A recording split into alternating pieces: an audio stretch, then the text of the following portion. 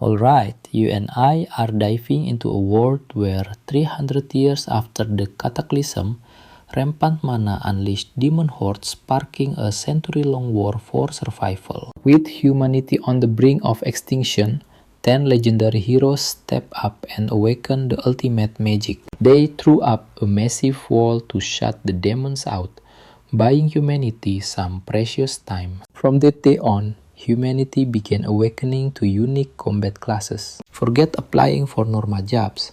Turning 18 meant unlocking an official supernatural career instead. Those first 10 prime classes were the ultimate pillars of society, and only one person could hold each ship. Now the big annual awakening test is finally here, and in this era of peace, everyone is lining up. The test and occupation vary widely, with rarities scaling from basic N rank all the way to legendary UR rank. A rare class means crazy high combat power, a massive fortune, and basically living the dream life. It is the ultimate rite of passage. Eager youngsters show up to awaken their powers while praying to their ancestors. Hits are begging the berserker gods for an SR rank class. Everybody is desperate to hit the jackpot today. Now pay attention here, because this is where our main character realizes he is about to make some serious cash. Looking like a shady street vendor, he slides them a tomato. But this isn't food. It is a mana boosting cheat code. See, our guy is a spiritual farmer who spends his days growing magical crops packed with insane stat buffs. We are talking sweet potatoes that keep you totally full for a whole 24 hours. Super slimming cucumbers that models would kill for, and potatoes that boost your attack power by 10%. People crowd around wondering if this guy is a total scammer or the real deal. He hands over a free sample, and one bite instantly floods the buyer with raw energy. The customer grins as his power levels spike. Watching this reaction, a greedy merchant steps in to buy out the entire stock. Suddenly everyone realizes the supply is running low and a massive bidding war starts breaking out. They are begging for any mana boosting crop they can grab. Our boy just smirks because he is actually a legendary spiritual farm lord. And since he hit maximum level, he has been growing crops with game-breaking stats. Best of all, those buffs are 100% real. He chills outside the shop as a client places a massive order, bringing his total profit to 257 gold. He pockets the cash and hands over the goods. Hey, keeping a high-tier farm running takes a whole lot of gold. The guy asks why Fang doesn't just mass produce them. Fang flicks his forehead, asking if he thinks legendary farming is that easy. His friend sighs, calling it a tragedy. This kid was a certified genius, growing up only to end up as a glorified gardener. Fang just rolls his eyes and tells him to go run back home to his mommy before she starts worrying. He spent his whole youth being praised as a prodigy, only to awaken a basic low-tier N-rank farmer class. He kind of wants to apologize to his late father, a fierce druid who is probably rolling in his grave, wanting to smack him. He wonders if he just missed out on his parents' best genes. His mom was a master herbalist, and his dad was an elite druid. But honestly, he is perfectly happy with his quiet life and his peaceful crop fields. He has got overpowered vegetables that make him feel like a god, and he is doing great running things on his own terms. But as you and I both know, a peaceful slice of life never lasts long in these stories. Suddenly, a battered agent crashes right out of the sky, screaming into his radio that an elite necromancer has turned rogue. The traitor is trying to sell his class power to the demons. Fang realizes he is seeing way too much, as a dark portal tears open the sky and a shadow-clad villain steps out. It is the rogue necromancer himself. He has been hit by a ceiling curse, leaving him drained of mana and minions. He spots Fang trying to slip away, chuckling as he grabs him by the throat and asks if he really thought he could escape. The psycho even decides to use our boy's bones and blood to fashion a grave for the agent he just murdered. Fang definitely did not expect to run into a homicidal maniac during his routine vegetable delivery. Forcing himself to stay calm, he searched for a weapon to drive the killer back. That is when he remembers his trusty summonable farming sickle. He conjures the blade and smashes it straight into the dark mage head. The villain stumbles back, shocked that a simple farmer could actually draw blood. Right then, Fang swipes the fallen agent's weapon. The drop device activates, firing an explosive energy blast that absolutely shreds through the weakened villain's magical defense. Desperate, the bleeding Necromancer summons a massive magical array to initiate a dark soul transfer ritual. He shoots a soul-stealing beam to force his essence into our hero's body. And trust me, you and I are going to want to see how this crazy twist turns out next time. Alright, let's dive in. Fang just smiles, having trained every single day since he was young. If some creepy necromancer thinks he can just hijack his body, well, he's welcome to try. The dark spirit invades, but Fang just grins. They are both going down. He drives a sharp spear straight into his own chest. Even if he has to destroy himself, he refuses to let this evil power take over. Swirling darkness consumes him. But as he closes his eyes, a weird calm washes over. Then, boom! Power explodes in his chest. Now the parasite is completely panicking. Like, why the heck is this kid's energy suddenly detonating? The mana transforms into glowing threads, trapping and digesting the invader. A system alert pops up. New talent and inherited class unlock. A necromancer. Our guy blinks his eyes open, shocked to find he's still breathing and completely in control. Checking his status, his level got completely wiped back to level 1. But somehow, he kept all 6 of his massive stats. But here's the absolute weirdest part. His official class is no longer just a spirit farmer lord. Pay attention to this window right here. Even though he's back at level 1, he still has all the stats of a max level spirit lord farmer. Could his magic pool have grown this massive just by devouring that idiot's soul? This means he can grind all over again and shatter his old limits. Plus, he just unlocked a new skill, undead summoning. He can literally summon the undead instead of growing crops. Looking down, green energy swirls in his palm. Then he looks at his other hand, crackling purple energy. Naturally, he decides to play around and fuse them together like a budget hollow purple. The dark necromancer mana merges with his farming energy, causing his entire skill tree to mutate into some bizarre chimera. Frank still can't quite believe that the idiot who tried to possess him actually had a legendary inherited class. He stares down cautiously at the corpse resting at his feet, the dead villain. Time to give him a taste of his own medicine. This new power still feels incredibly volatile. If he doesn't master it fast, it might end up destroying him. Not only is his farming path in danger, but he could get eaten alive. So he cast his first spell, commanding the dead man to arise. Immediately, the dead villain and his victim rise up as elite undead soldiers. Even though their levels are reset, they kept all their core skills and he can upgrade them. Now you and I know the authorities are coming, so he has to run.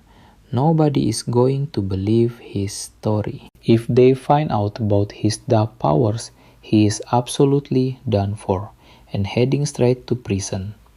Right now, his main goal is to find a secure spot with plenty of resources and premium land. A safe haven where he can test these dark abilities and finally make his father's theories a reality. One day later, he finally reaches his family's quiet farmland. Even after a full day, the dark magic is still warping his class. This insane reality is here to stay. Without wasting time, he starts fusing his crops with pure shadow energy. The very first sprout mutates into a terrifying monster, snatching any birds that dare fly too close. Fang just stares, wondering what kind of knockoff Plants vs Zombies nightmare he just created. If anyone caught a glimpse, they'd swear a demonic invasion had begun. He quickly rips the mutant out and destroys it, noticing the soil bag is radiating dark energy. Honestly, it is the exact same vibe as a teenage gamer's room after a week of no showers. How on earth did his peaceful farming job turn into something this horrifying? But if he masters this, he'll rule the agricultural world and grow those legendary hybrid crops his father dreamed of. High-level crops that can buff a person's class. Just then he checks the news. The headlines are screaming about a rebel necromancer who assassinated a high-ranking government official before being killed. Anyone who spots the dark mage must report them to the guards, and anyone caught hiding him will face the exact same charges. Basically, if Fang gets caught using these powers, his life is over. Looking at his trusty farming tools, his only true friends, he realizes he needs to disguise his undead helpers with normal names. Suddenly, a brilliant idea hits him. Why not just claim these zombies are his regular farmhands? After all, as a spirit lord farmer, he grows crops and manipulates energy. Having a few helpers around is totally normal. The news broadcast then mentions growing threats from the demon tribe, forcing the local academy to expand its enrollment and offer massive amounts of extra resources to new students. We are talking private living quarters, premium cultivation soil, and heavy financial subsidies. That is exactly what he needed. He will use the academy's secure fertile soil and endless funding to breed mutant crops, straight out of a horror movie. Now you and I get to watch him play the innocent farmer while hiding his dark, deadly secrets. Alright, you and I are diving right back in as our guy finally reaches registration to state his details. Fang gives his name, age, and proudly reveals his class level, 1 Spirit Farm Lord. Safe to say, the official is totally unimpressed. A basic farmer is not exactly who they want at a combat academy. Honestly, that is the same energy I get applying with an arts degree. Hoping to impress them, Fang summons his glowing green aura, but the registrar just looks at him with pure unflavored disgust. That is the exact look employers give my resume. To them, his energy is just trashy peasant garbage. The guy snaps at Fang to get out of line and stop wasting time, leaving him embarrassed under everyone's judging stares. But Fang stands his ground, arguing that his class is incredibly rare and he just needs one chance to prove it. The arrogant instructor calls him complete trash, completely ignoring his solid stats, before calling security to throw him out on his face. But Fang plays dirty, calmly reminding the judge that denying an applicant a test violates academy laws. He threatens to report the whole thing to the High Bureau. Furious, the instructor pulls his phone and bugs that this low-class peasant will deeply regret ever bringing up the Bureau to him. The crowd holds their breath, wondering if this angry official is about to completely crash out. He screams that if Fang wants to do things the hard way, so be it. Go ahead and take the exam. Now pay attention here, because our guy enters the portal and is told to hunt rabbits. Our boy has watched enough cartoons to know exactly how to bait a rabbit. He pulls some special carrot powder from his inventory and scatters it. Right on cue, a cute little bunny hops over, only to get absolutely wrecked by his two skeleton warriors. But waiting around is taking way too long. So he decides to hunt down every single monster rabbit with raw force. Talk about easy passive income. Our boy just sits back and relaxes while his undead summons do all the heavy lifting. Once the trial timer runs out, the smug examiner fully expects our guy to walk out with nothing. Fang just smiles, opening a massive rift and dumping a mountain of monster rabbits right at his feet. The examiner looks like he is rethinking his entire life. 500 targets is an impossible score for a basic farmer. He claims Fang cheated. Right then, the head director arrives and tells the examiner to stop bullying a kid. Doesn't he have more important things to do, like saving his own marriage? Otherwise, all of his precious training beasts would have been wiped out by someone lacking basic ethics. The boss officially passes Fang, who bows in deep respect. Wait, you see how the director is staring? Fang freezes, fearing his secret class is exposed, but the old man just asks about his connection to Professor Lin. Fang lets out a quiet sigh of relief. His dark secret is safe. He explains that Professor Lin was actually his father. The director beams with joy. That basically makes him Fang's honorary uncle. Lin was his dearest comrade, so he warmly offers to pull a few strings to help his nephew enroll in the academy. Just then, a gorgeous high-tier instructor arrives, teasing the director about showing such shameless favoritism right in front of everyone. He chuckles and tells Fang he has duties to attend to, advising him to visit his office once classes start. He vanishes in a puff of smoke.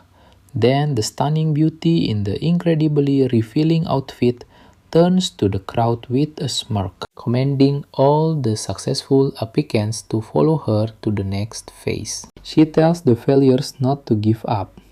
Meanwhile, high-ranking agents are desperately hunting the mysterious necromancer. One of their elite members was assassinated, his body completely gone. Perhaps they destroyed each other, but there is a dark chance someone stole the forbidden legacy class. He commands his squad to locate anyone possessing that magic, so they can uncover the truth behind this murder. His team laughs it off, telling Tuka to stop being a paranoid freak.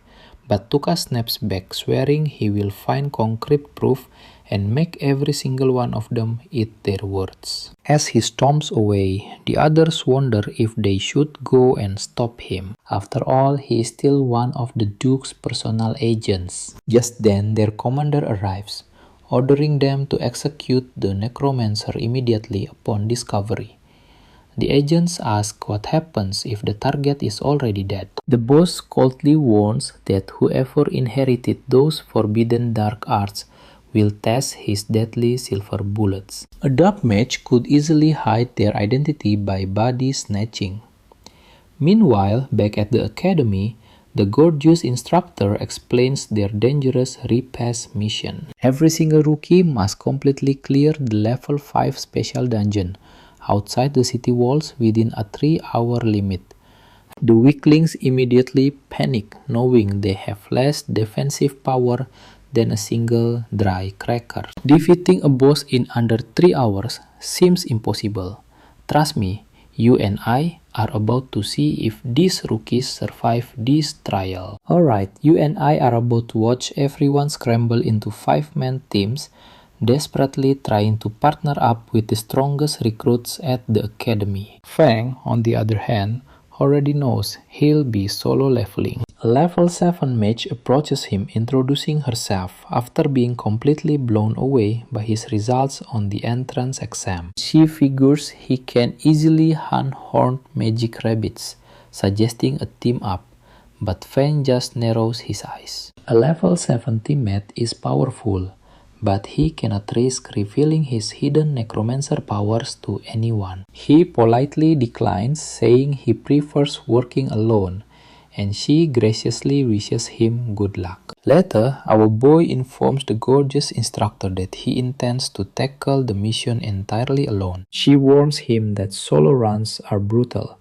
but mentions a black bear ball awaits him if he succeeds. That prize will boost his stats, so he needs to play it safe. He just smiles and thanks her. They arrive at the portal, ready to dive in, but Fang shocks the instructors by demanding to go solo. They quickly warn him that a level 5 dungeon is suicide for someone like him. Honestly, do these guys never learn? Watch how Fang reminds them that the rules allow solo entry and he is going in alone. The instructors respect his absolute bravery but tell him to fall back if the beasts overwhelm him. Stepping through the portal, he enters a demon lair and is immediately greeted by two terrifying giant lizards.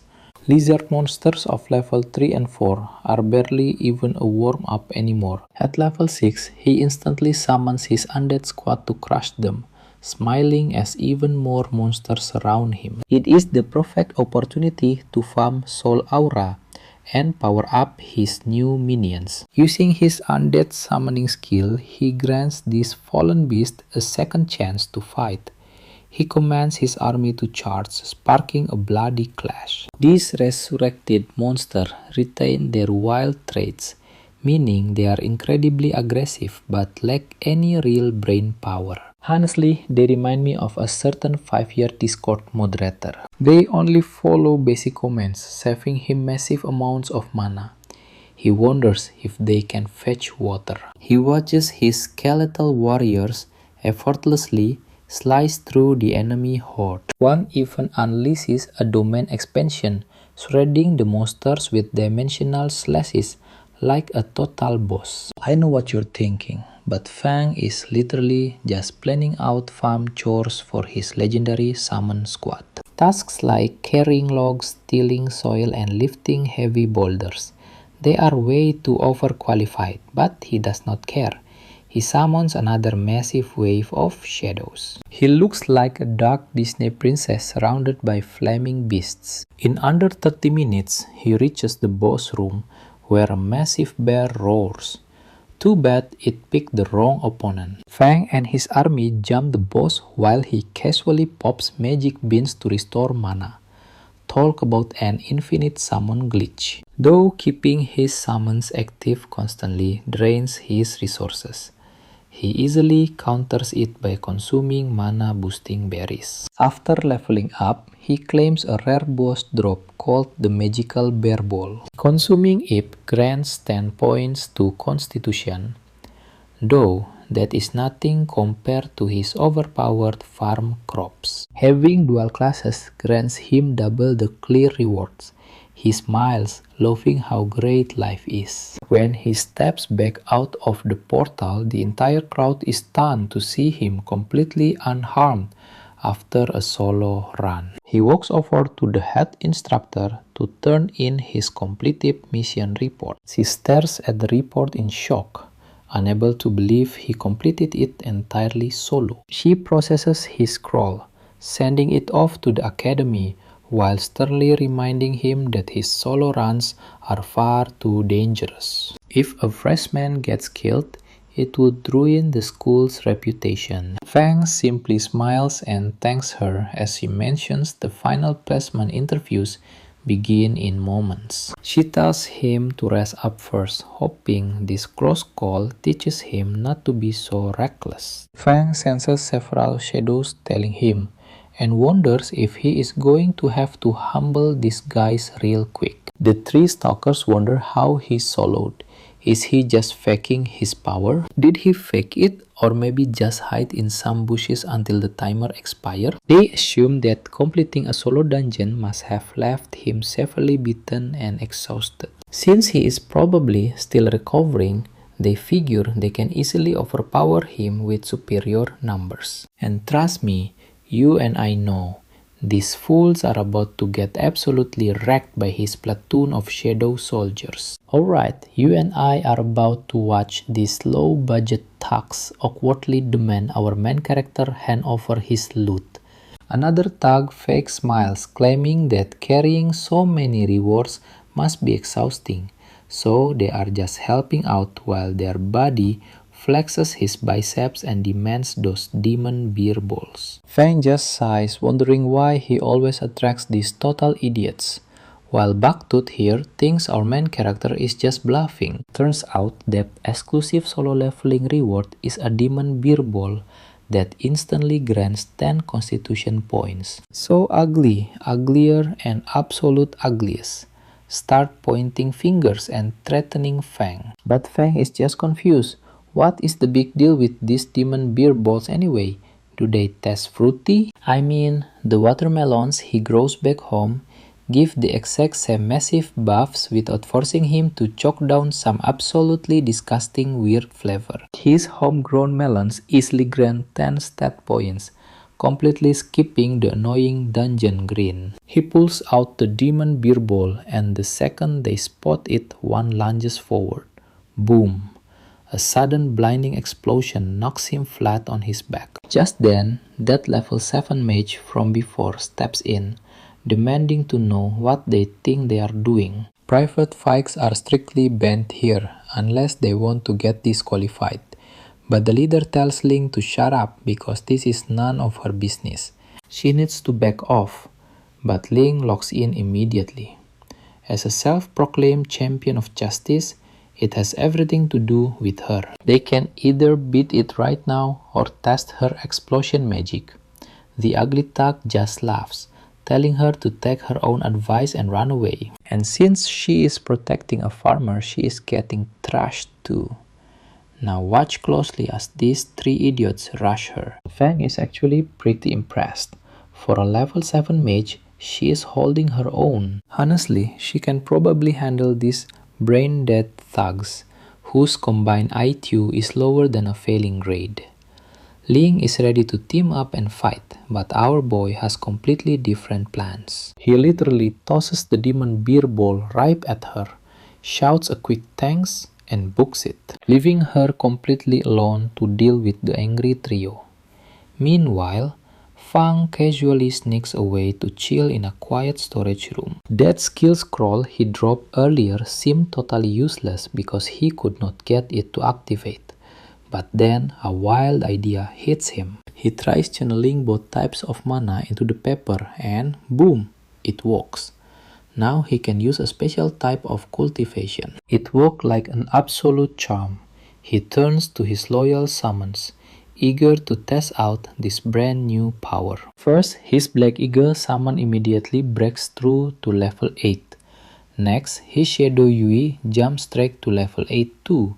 His Horned Bear shoots up to level 9 while his remaining monster hit level 7. Fang just grins with pure satisfaction. The Eagle and Yui are easily his strongest shadows, but there is a catch. He has no open land to practice his new abilities. He definitely cannot risk destroying his family farm with these creepy nightmare crops. As he leaves, Ling shows up to return his prize. Fang tells her to keep it. I know, crazy right? But she refuses because it is way too valuable. He seriously does not get why everyone treats a piece of garbage meat like some priceless trophy. He heads deep into the woods to experiment. He summons 2 plants, flooding them with dark necromancy and pure nature energy.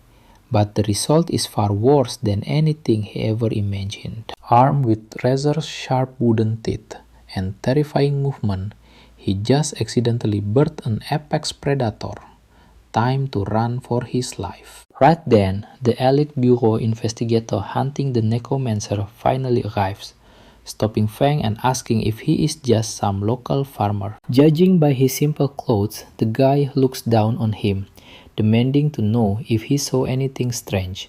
Fang acts clueless. Then he literally points at the investigator, telling him he is the only strange thing around here. Honestly staring at this guy, he looks exactly like a scarred, angry gorilla. The man explodes, yelling, how dare a commoner humiliate him, an elite of the Sunwheel Academy and nephew of the Iron Lion Duke. He set his fist ablaze, warning the lowly farmer to watch his mouth next time he dares speak to someone of superior status. Deep in the dark woods, this guy's ultimate move is transforming into a giant fury. Not just any beast, but a ripped lion-headed monster. He vows to make Fang deeply regret ever opening his smart mouth. Honestly, Fang already regrets ever crossing paths with this complete freak. But this muscular blockhead has no idea that the farmer he looks down on can destroy him with one hand tied behind his back. This ultimate edgelord unleashes a budget energy attack, sending a glowing orb of pure force straight toward our hero. Fang suddenly remembers that the monk wood in his field was once flooded with dark mana, giving it a powerful paralyzing effect. The last time he tested it, his whole body went completely numb for an entire day. Grinding that weed into powder makes the ultimate knockout gas. Sure enough, the moment our furry investigator breathes it in, his head starts spinning. What kind of trick is this, and why is his strength completely draining away? Fang just pinches his nose, explaining it is common field powder. Trust me, you do not want to mess with this farmer. Let's dive in as our boy unleashes his inner farmer, blasting the investigator with a nature-charged uppercut. 5 seconds later, he has shown this guy exactly what a farmer's wood can do. Then he ties the guy up in a highly suspicious way, stripping him to his underwear to make sure this self-proclaimed elite never forget this absolute humiliation. Leaving him to cool off, he hopes another challenger will stumble across this dungeon and set the poor guy free. With interviews kicking off, he books it over to the Academy Auditorium, where all the candidates are already gathered. A massive crowd has lined up outside the academy. Whispers fill the air as they stare at our boy, wondering if he actually cleared that dungeon solo. A few haters wonder if he only knows how to run away.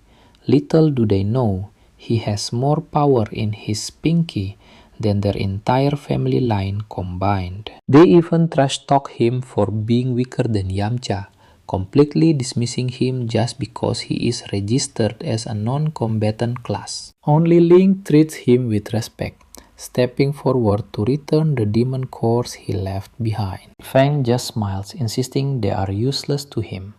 He grabs a slice of watermelon and gains 2 funny points on the spot. He honestly cannot understand why everyone treats these standard items like priceless treasures. The only crowd that actually appreciate his watermelons are the local folks from down the block. Soon the candidates file into the grand interview hall. Now, pay attention here, because during this process, both instructors and students get to choose their partners.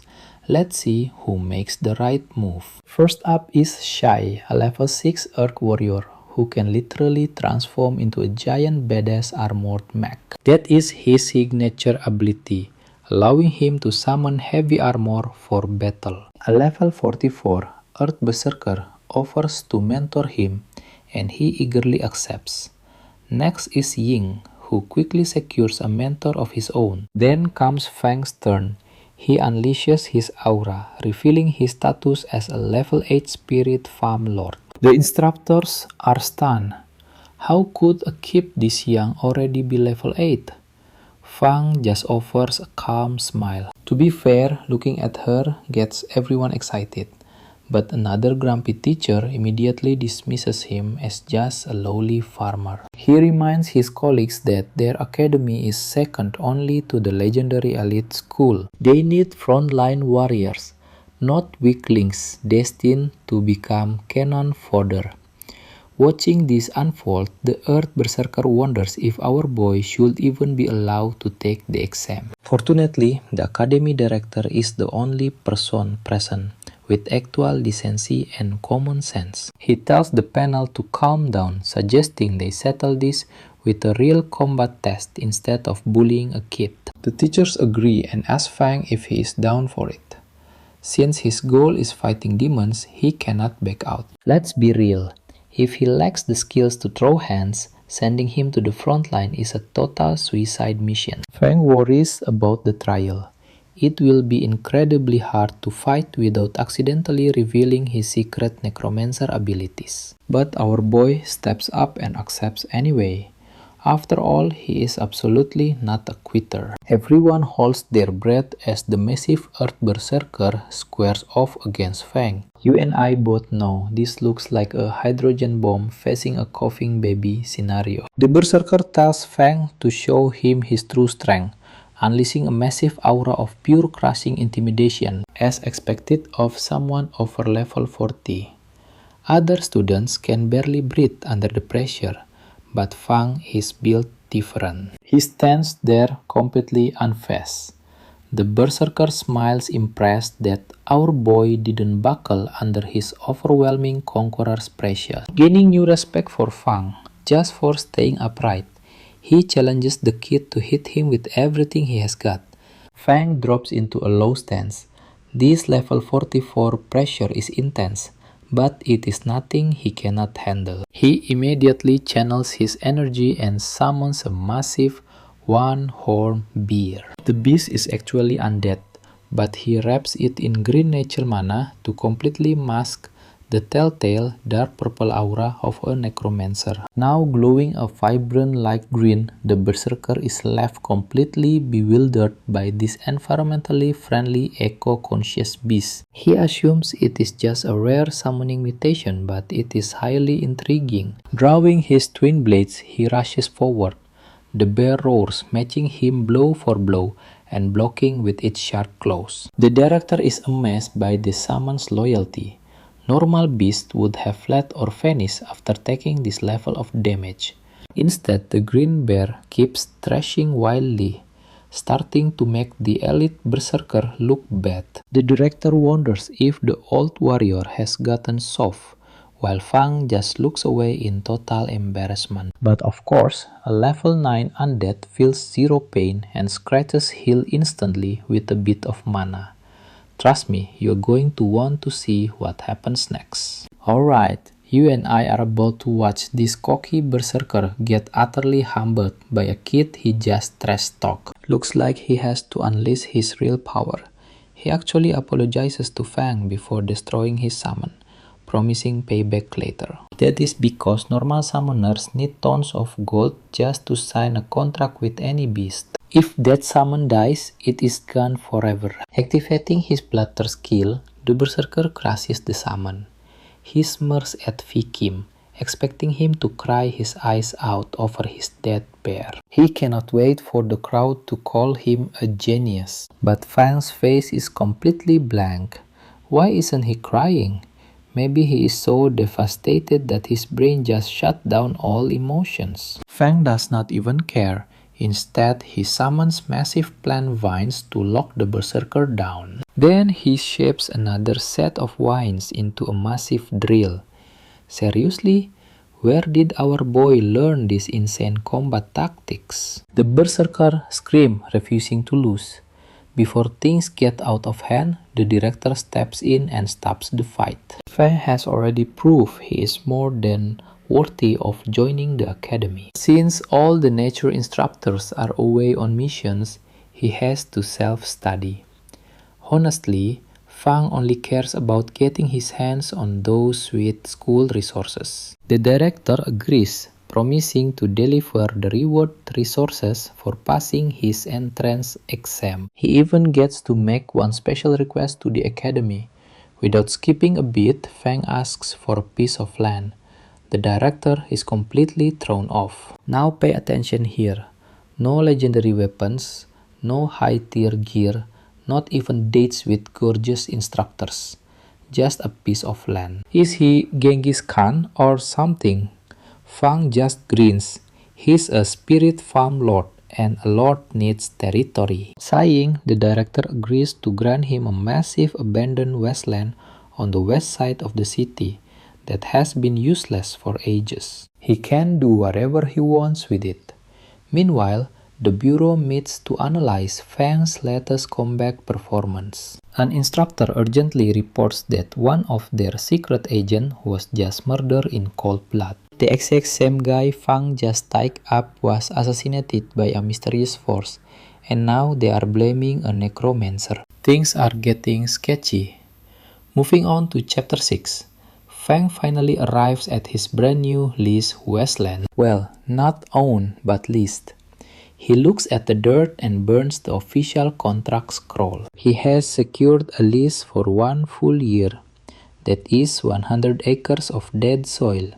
But for a spirit lord, it is nothing. Still, our boy is not thrilled about this lease only lasting 12 months. But with a massive war coming in a year, he understands the rush.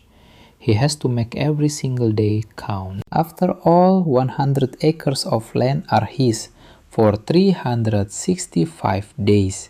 Now he is truly a spirit farm lord. After hyping himself up, he summons his entire army of undead and orders them to start working. Black Eagle digs deep while he conjures a freshwater spring.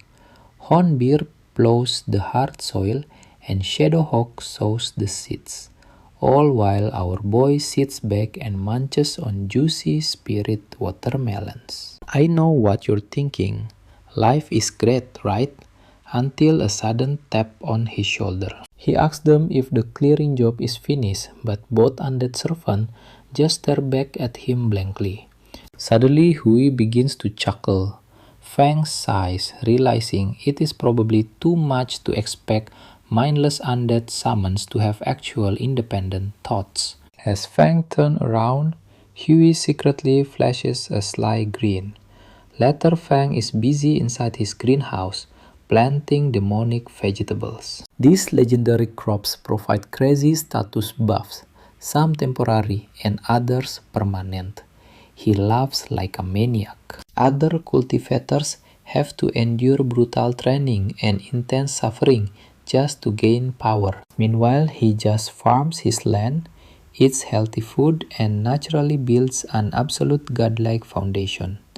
Too bad he is the only one capable of growing them. If he could boost his crop yield, the invading demon tribe would be nothing but a bunch of total pushovers. He sighs and wisely plants normal vegetables around his magic crops to hide them from prying eyes. Harvesting his potatoes, he tells Black Eagle to keep digging like crazy. Watching his shadow lizard toil under the blazing sun, he jokes about how useful free labor really is. Having monstrous help around the farm is fantastic, and crop production is skyrocketing. Suddenly, his face drops. He spots one of his shadow lizards, totally slacking off, happily munching on a raw potato. Wait, the beast is getting buffed too. Fang is shocked to discover his undead summons can actually benefit from his farming. The lizard that stole the potato just leveled up. Over the next few days, Fang tests his abilities and logs his crop data. But right on cue, trouble arrives. And that's where we leave it. Trust me, you and I need to see what this intruder does next. Alright, you and I are jumping in, as this guy draws his blade looking totally ridiculous with that massive butt chin. He stares at Fang, just chilling, suspecting a trap. He tries to sneak through the greenhouse but triggers an explosive potato instead. He barely dodges the blast, wondering if these silly traps can actually do any real damage to him. But he is instantly proven wrong, as a swarm of angry potatoes surround him and start blowing up. That is exactly what happened when I brought up dieting at a convention for big eaters. As massive explosions light up the horizon, a dark entity awakens. Some kind of nature spirit with curves way too huge for humanity to handle. Her eyes glow with power, one channeling undead energy while the other shines with pure nature magic. It turns out Fang's power is way deeper than he thinks. Meanwhile, our poor spy is getting totally wrecked by a bunch of angry potatoes. He only came back because of the Grand Duke's orders, desperately trying to slash the spots before they go boom. He even senses the rotten stench of death coming from them. He flashes back to the Pope ordering him to search the city for the missing Necromancer, who previously made a pact with his people. Could the Necromancer really be hiding out here? Did he actually turn his back on the entire demon tribe? If so, he is as shameless as they come. Realizing he shouldn't linger, our spy decides to make a run for it. The next morning, our boy wakes up feeling completely refreshed. Most of his farm chores are already done, leaving only a few remaining spots to tend to. But he is dead wrong. He dropped his plow in pure shock as he finds his entire farm wrecked by explosions. Suddenly, a dragon swoops from the sky as a couple of high aura fighters arrive. It is the elite enforcer squad.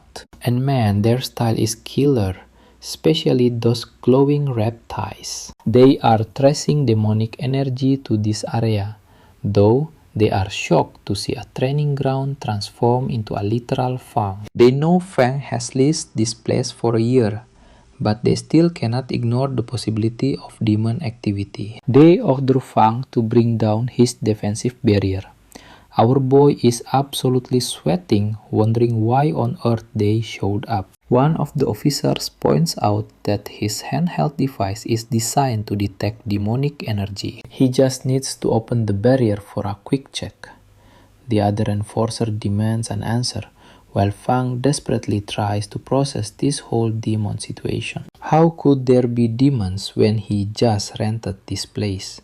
Suddenly, their boss appears with dramatic fire blazing behind him. He announced that their comrade Tuka was slain by a demon and the trace leads right here. To them, our boy looked exactly like a demon spy. Fang gulps in pure terror. Now pay attention, because this is like having cops raid your house with zero warrant. Let us see how Chapter 7 unfolds. Outside the barrier, the hothead accuses Fang of treason and demands his surrender, while his squadmates tell Hero he is acting way too rashly. Still with Tuka dead from dark magic, they cannot completely rule out Fang as a hostile spy. They order Fang to cooperate and open the barrier, but Fang looks away, panicking, as he tries to find a way to get rid of them. So he plays the victim, crying that he is just a simple farmer who wanted to escape the city and live a quiet life. And now these terrifying elite enforcers are here trying to frame him for a crime. The glass guy actually feels bad for Fang, urging his hot-headed teammate to calm down. But Hero completely loses his mind. He screams that anyone can fake tears, comparing him to those toxic people who play the victim when they actually won a fight. Hero charged directly at Fang with a blazing explosive punch, but our boy somehow catches his fiery fist with absolute ease. Fang immediately regrets putting so many stat points into his defense stat. Let's be real, he felt absolutely zero pain from that hit. Still, he has to fake it, putting on an Oscar-worthy soccer-style flag. He screams in fake agony while clutching his chest, as Hero prepares another fistful of raging fire. He is totally shocked that Fang is still standing, but prepares to finish him off with another strike. Fang weakly asks if they are just trying to torture a false confession out of him, which deeply moves the other officers. They order Hero to stand down. After all, Fang's nature magic is pure, and demons would vomit instantly if they got within 6 feet of him. The smart blesses guy helps Fang up, sincerely apologizing for this chaotic misunderstanding. His nature magic is clearly pure, and they will explain everything in their report. Fang stands up and praises him as a truly righteous official.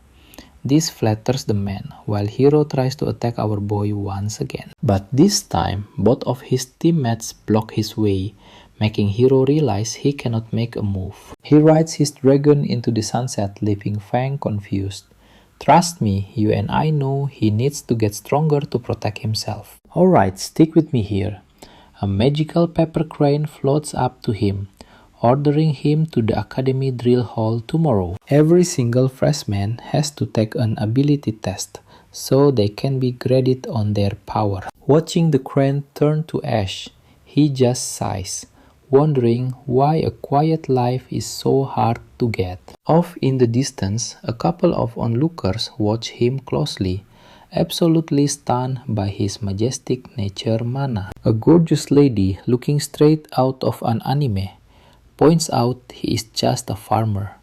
Yet, she cannot believe how incredibly pure his energy actually is. But the principal step in revealing that his system screen classifies him as a legendary spirit farm lord. The title alone is epic completely, captivating the powerful archmage Vera, while her companion Vina just smiles. His class is insanely rare, meaning he is definitely hiding secrets, and she is dying to unpack those secrets, to find out why his nature energy is so pure. In fact, his insane magical purity is proof enough that he is not secretly helping out the demon race. After all, dark demons can never fake a pure aura of life. So, they decide to keep observing him from afar. Later, the crowd of students gathers in the auditorium, totally confused, since they already completed their interviews and got accepted. So, why on earth is there another test? They genuinely expected to just start their normal classes. Suddenly, one of the students whispers that he has some major insider info. Now pay attention, because this stunning instructor arrives and shuts down their questions, explaining they have already run background checks on everyone. This test is simply to find out who is actually stronger than the rest. There is an urgent draft request from the military because the demons are attacking hard and they desperately need reinforcements to defend the third rampart wall. The academy has been ordered to immediately deploy a new wave of fighters. Unsurprisingly, panic breaks out as they wonder why they are being sent to war right after enrolling. Weren't they supposed to train and cultivate first? One girl even worries she is too poor to afford proper armor. The instructor hits them with a grim truth. If the nest falls, no egg survives. It is a harsh metaphor about their collapsing society, forcing young recruits into battle. Do they honestly believe they can just cultivate in peace while the world outside is burning down? This is not some polite request. It is a military draft, because humanity needs them. A kid nervously asks Ling if she is really headed to the front lines, while Fang just stands there totally unbothered. Ling tries to reassure him, though she secretly worries if Fang will be drafted, her blushing face turning bright red. After all, our main character is built like a literal god. The instructor orders everyone to move out and head straight to the training ground for real combat. I know what you are thinking.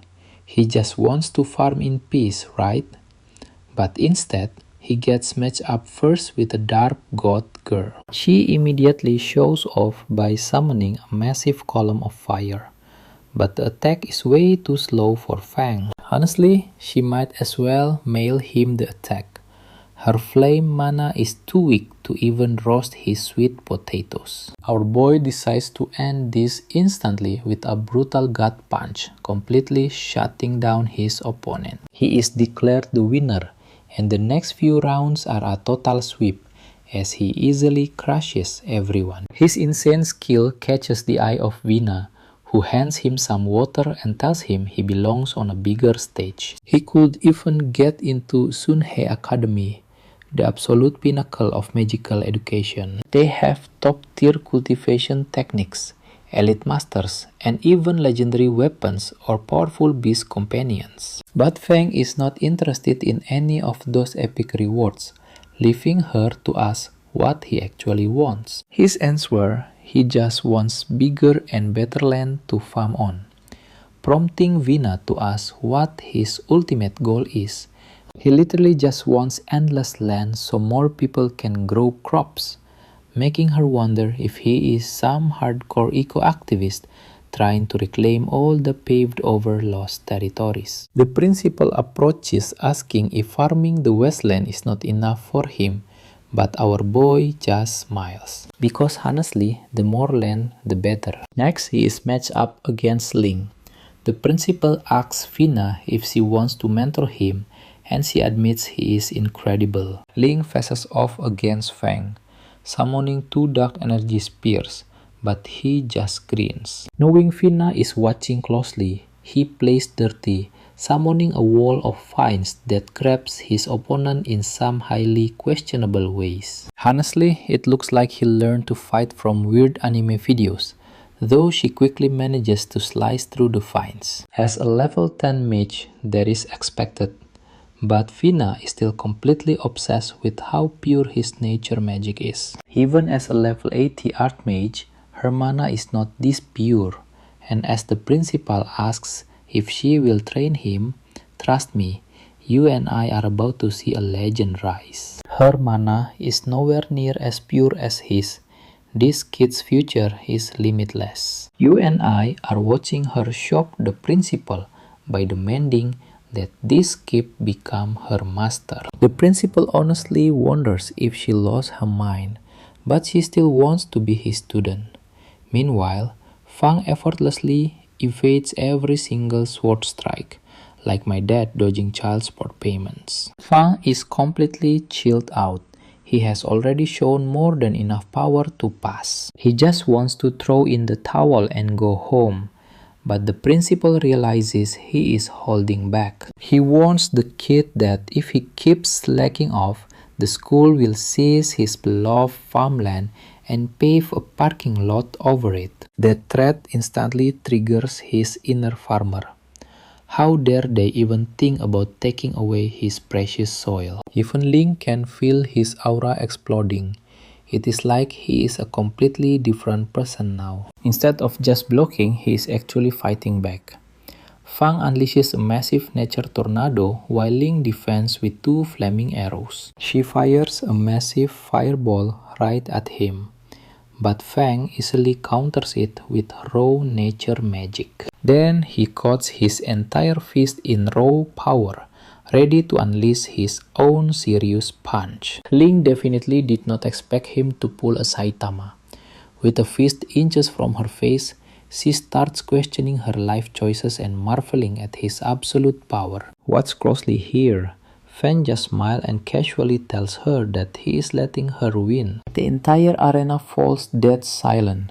Everyone is wondering, is this guy a simple farmer or a godlike gladiator? Some think he is actually a raging berserker in disguise.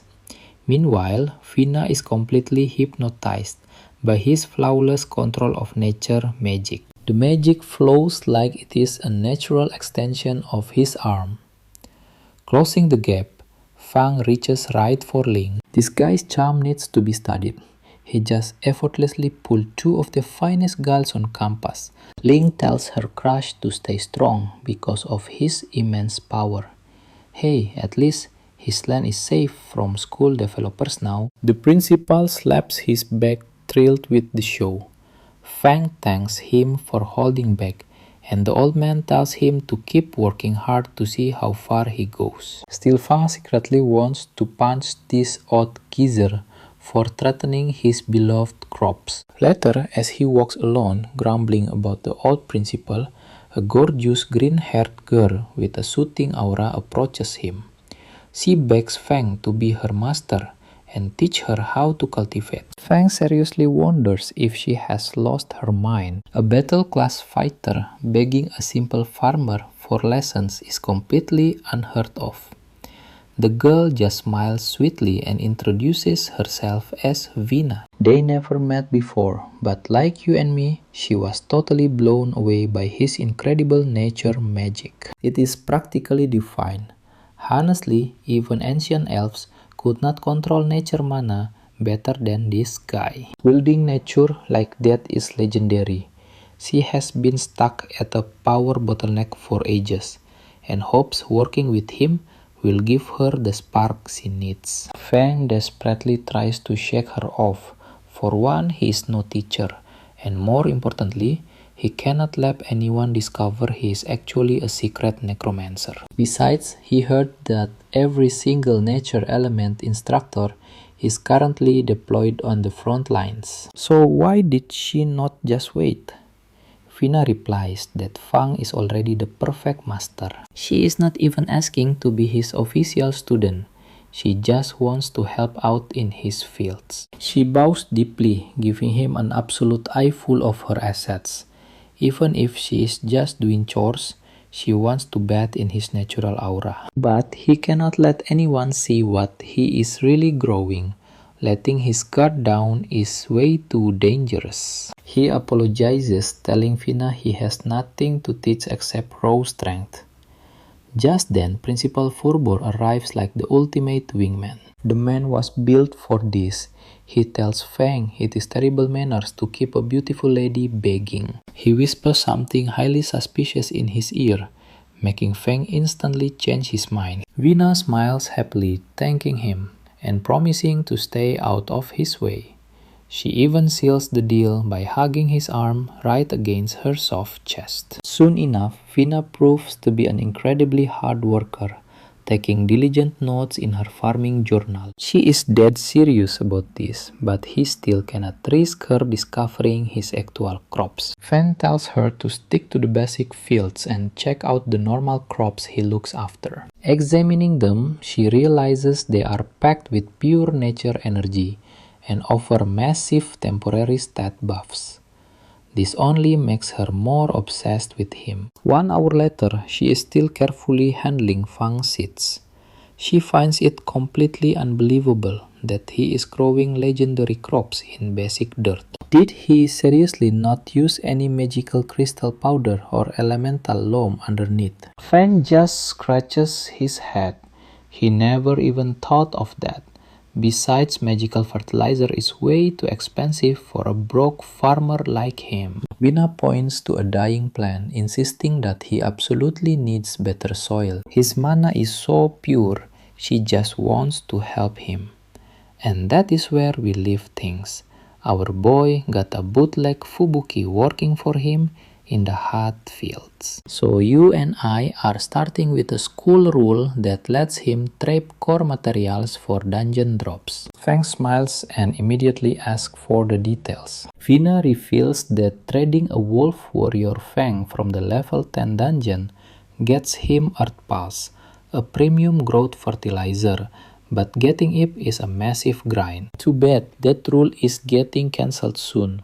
Fang just smiles, ready to show her exactly what his sickle is capable of. He sprints toward the dungeon, even hitting a full Naruto run. Vina cannot believe someone can be this pure and innocent. Reaching the portal, he finds a massive line of students waiting for their quest. And our boy stands out like crazy. Yep, there is the legendary student who solo cleared every previous zone. And today, he is doing it again. His goal is simple: clear it completely alone and claim those sweet exchange rewards. The instructor tries to block him, but the second he spots Vina disguised as a student, he quickly changes his tune and warns him to be careful. Ignoring all the haters, Fang steps through the portal only to find a pack of snarling, hungry wolves waiting for him. Sucks to be them, because Yui is on duty tearing through enemies while Black Eagle forces the rest to submit. Now watch this. Instead of vicious shadow beasts, he summons cute little puppies, just as the massive wolf warrior appears. And this giant beast looks like straight up nightmare fuel. Any normal adventurer would be terrified, but Fang just yawns and sends his shadows.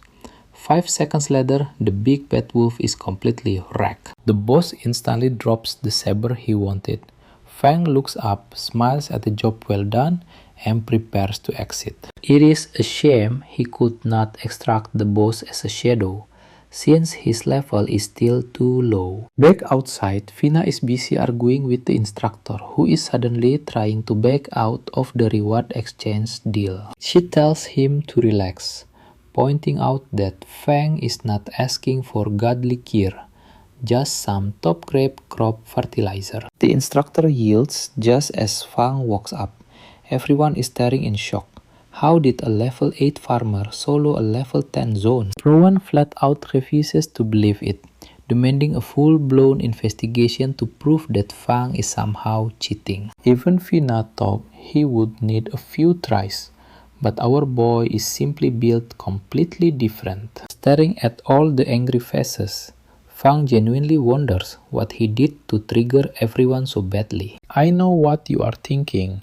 He looks just as lost as we would be if we suddenly got blamed for something completely out of our control. Ignoring them, he asks the teacher for his premium fertilizer.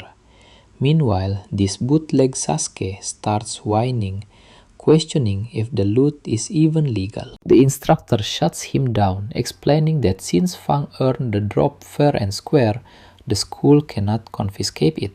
Spiky hair guy gets desperate and yells that he wants to initiate a resource gamble, which is basically a high-stakes bet where both players put up their rare drops and whoever clears the dungeon fastest under a teacher's watch wins everything, leaving the loser in absolute ruin. The teacher then asks Fang if he is willing to take this bet. Fang sees no point in doing it.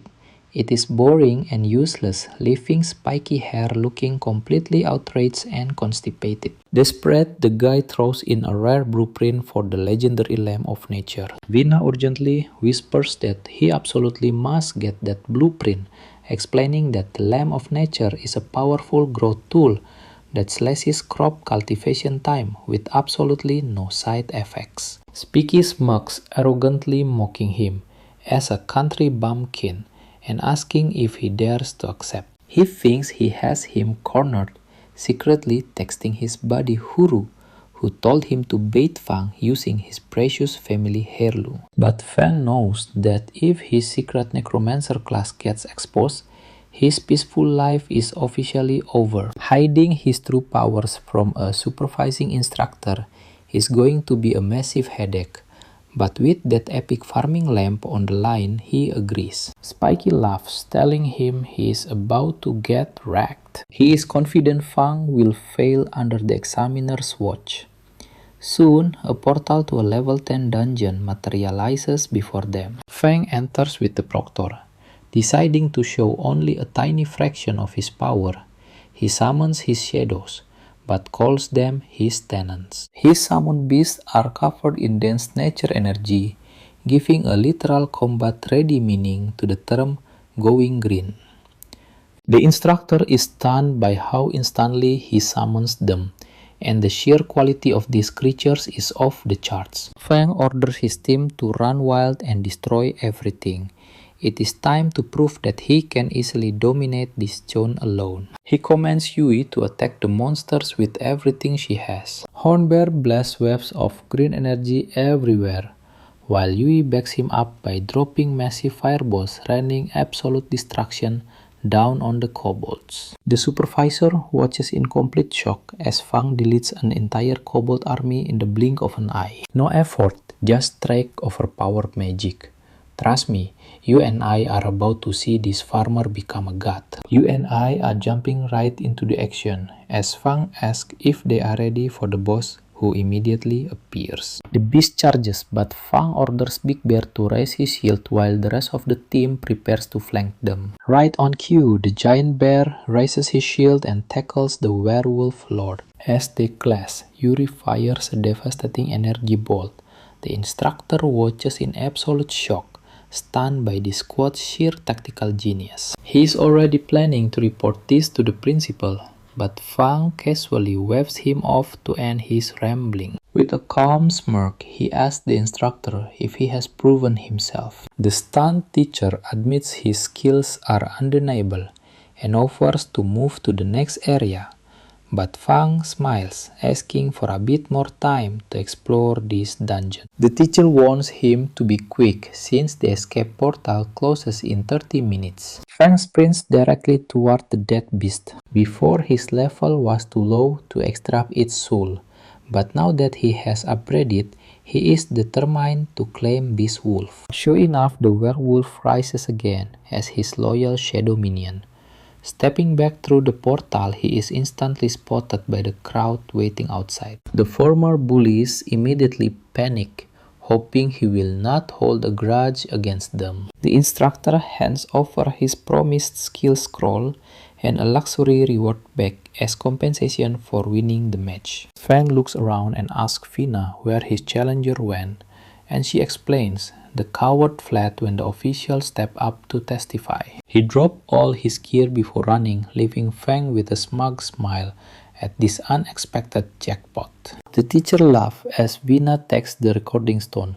Pay attention to how this gets leaked. Over at Sanhei Academy, a rival named Hero is officially becoming Fang's ultimate hater, even putting his face on a punching bag. He desperately wants revenge for that humiliation, but raw strength is useless, since Academy laws keep his target completely safe. He needs a much more devious plan to ruin him, and luckily, a wicked idea just popped into his head. Recognizing how weird Fang's nature sorcery is, he orders all the elite frontline nature mages to return to the academy as soon as possible. His brother asks if he is planning to use these strict veteran instructors to crush the rookie. Hero nods.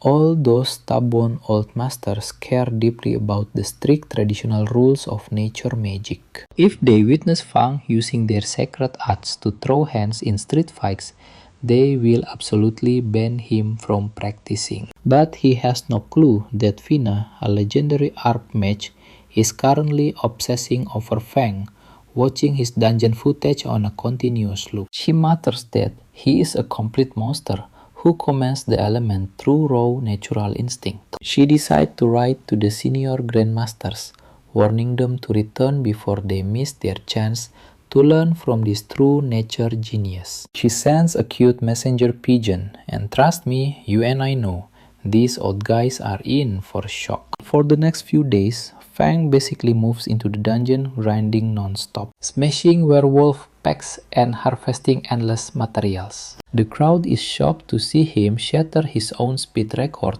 with every single run, and they eventually lose count of his total victories. Soon he dumps a massive crate of werewolf fangs onto the counter, prompting the receptionist to reveal he has enough credits to request a rank promotion. This means advancing from the basic school to the elite branch, which surprises Fang, since he had no idea an upper tier existed.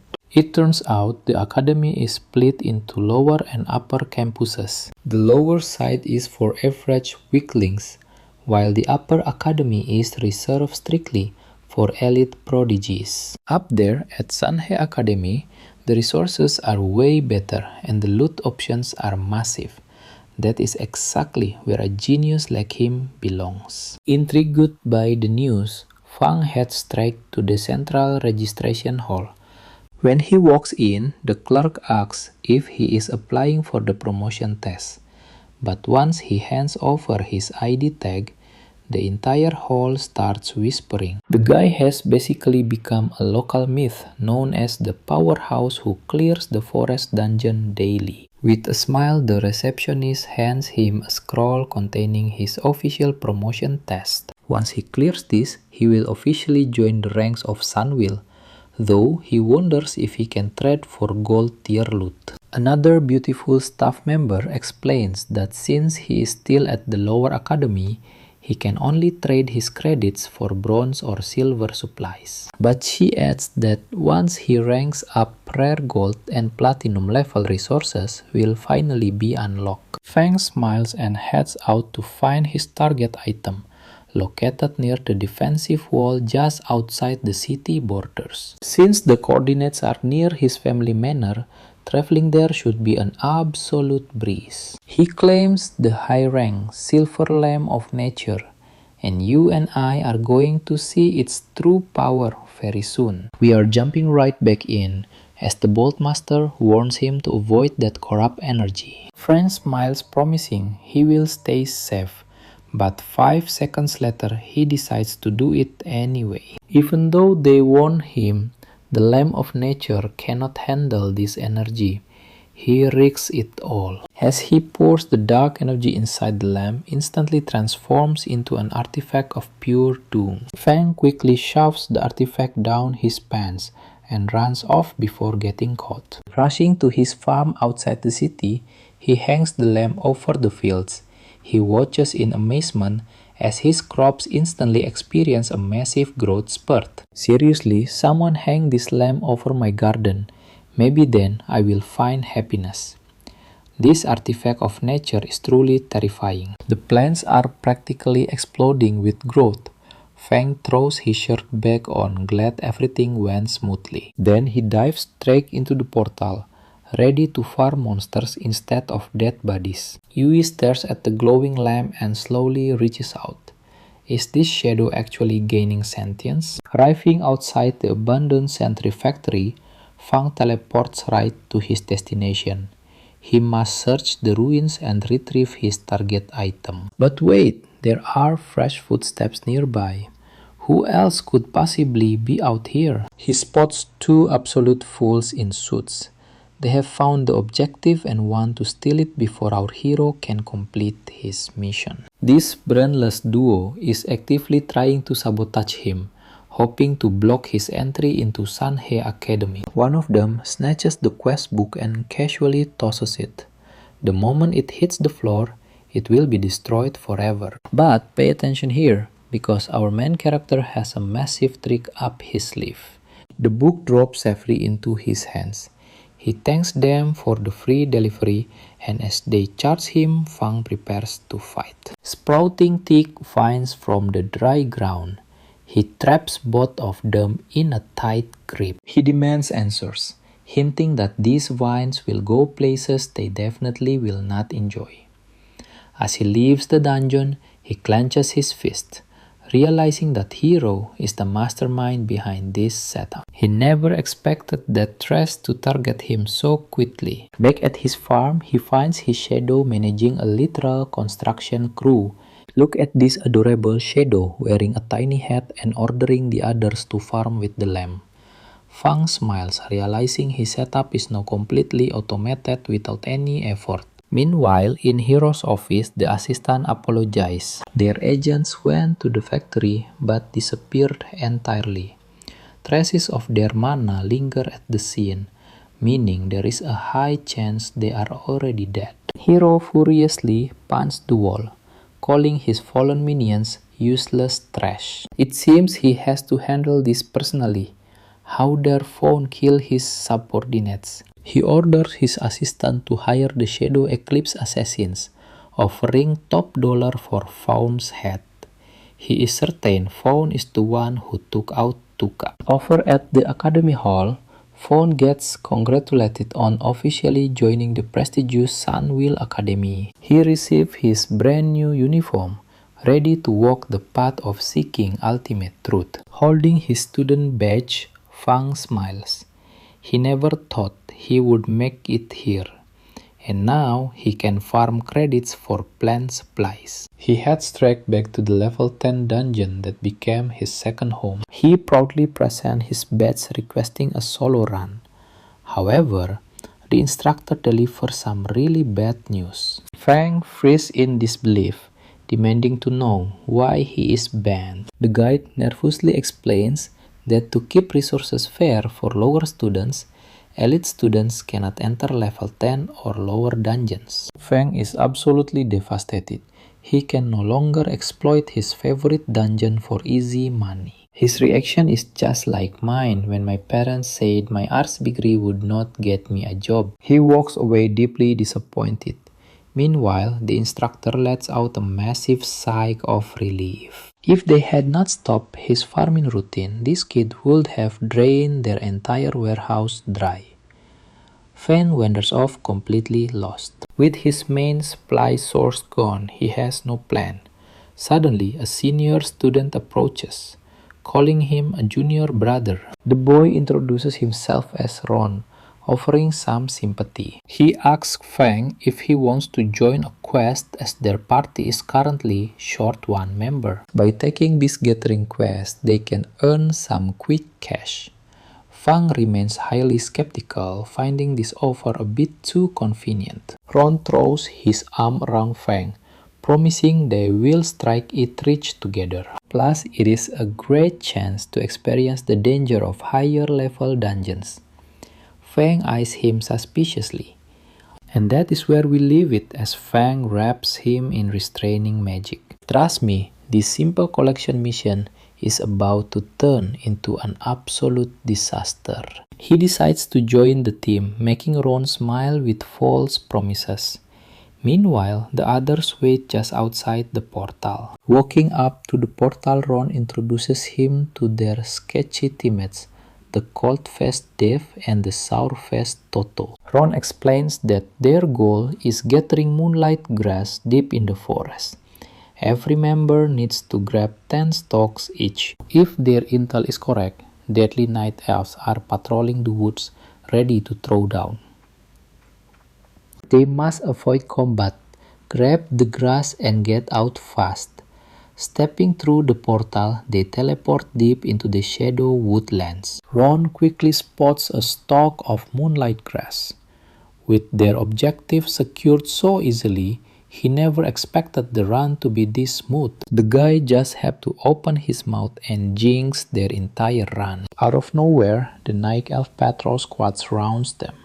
These elite warriors are in a league of their own, firing deadly energy beams at the crew. Ron instantly parries the incoming lasers with his sword, shouting at everyone to get into defensive formation. Since Fang specializes in nature magic, he needs to restrain them.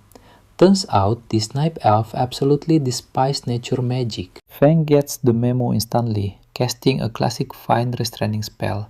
Within seconds, the hostile elves are pinned down by thick vines. He pulls them close while Ron leaps in to show them his blade, but Ron warns Fang to stay on high guard. Watch closely here as more elves arrive. Dave side-eyes Torto, who just smirks. With a sudden clap of his hands, an earth pillar shatters the ground, sending the elf corpses and Fang tumbling into a deep ravine. Fang barely clings to the cliff's edge, demanding to know what they are doing, while Ron fake apologizes to his junior brother. Claiming it was just a new skill Torto hasn't mastered yet, he blames the slip-up on a terrible accident. Fang tells him to cut the garbage, comparing this betrayal to the Lion King.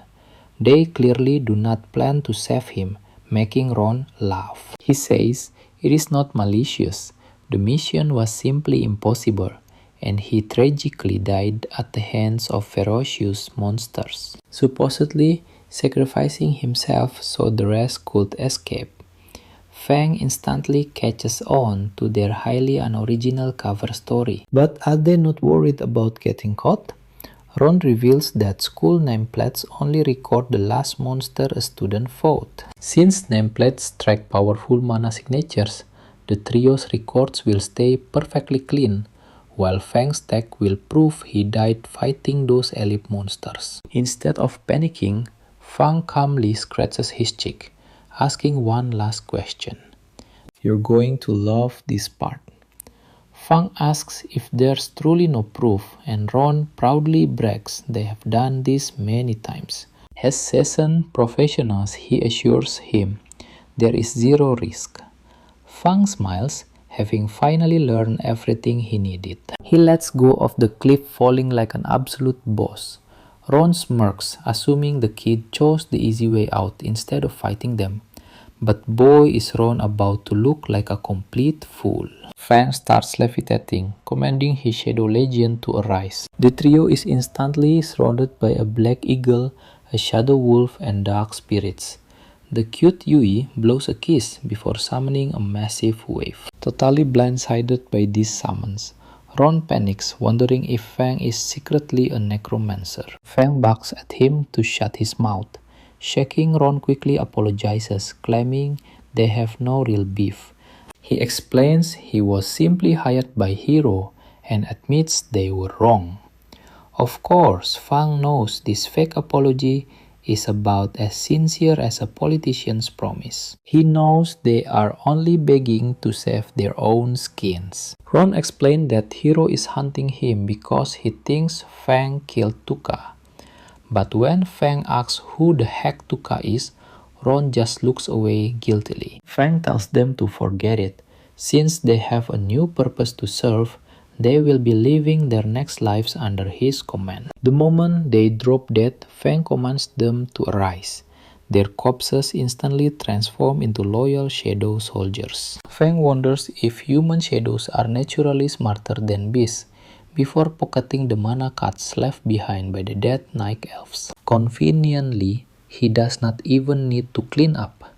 He just has to head back and report their tragic deaths. He prepares to leave, but for some strange reason, the portal will not let him through. A system notification alerts him that the dungeon exit is currently blocked. He needs to offer a dungeon tribute, but luckily, all his rewards are boosted by 200%. The space around him warps violently, making his eyes widen. Suddenly, a massive elf barbarian arrives riding a horse the size of an elephant. The giant horse and barbarian gallop circles around Fang, but instead of feeling terrified, our main character is just incredibly annoyed. So he summons his shadow squad. Taking down this oversized rider is not going to be difficult. Ordering them to strike, the shadow of Coldface swipes at the horse's legs. Meanwhile, Ron shoots a beam of dark energy to paralyze the beast and throw the rider off. The second he hits the ground, Coldface fires a volley of shadow arrows impaling him. Meanwhile, our boy casually eats a banana. Honestly, you and I both need a loyal shadow army. Alright, you and I are jumping right into the action. The shadows wipe out the boss in seconds, leaving the demon wondering why they wield the ultimate power of death. Fang sees the guy trying to speak, but since he can't understand a single word, he just orders his shadows to bury him. Beer swipes a massive paw, turning the demon into a donut. He barrels ahead. Suddenly, a notification warns him he is 50% done.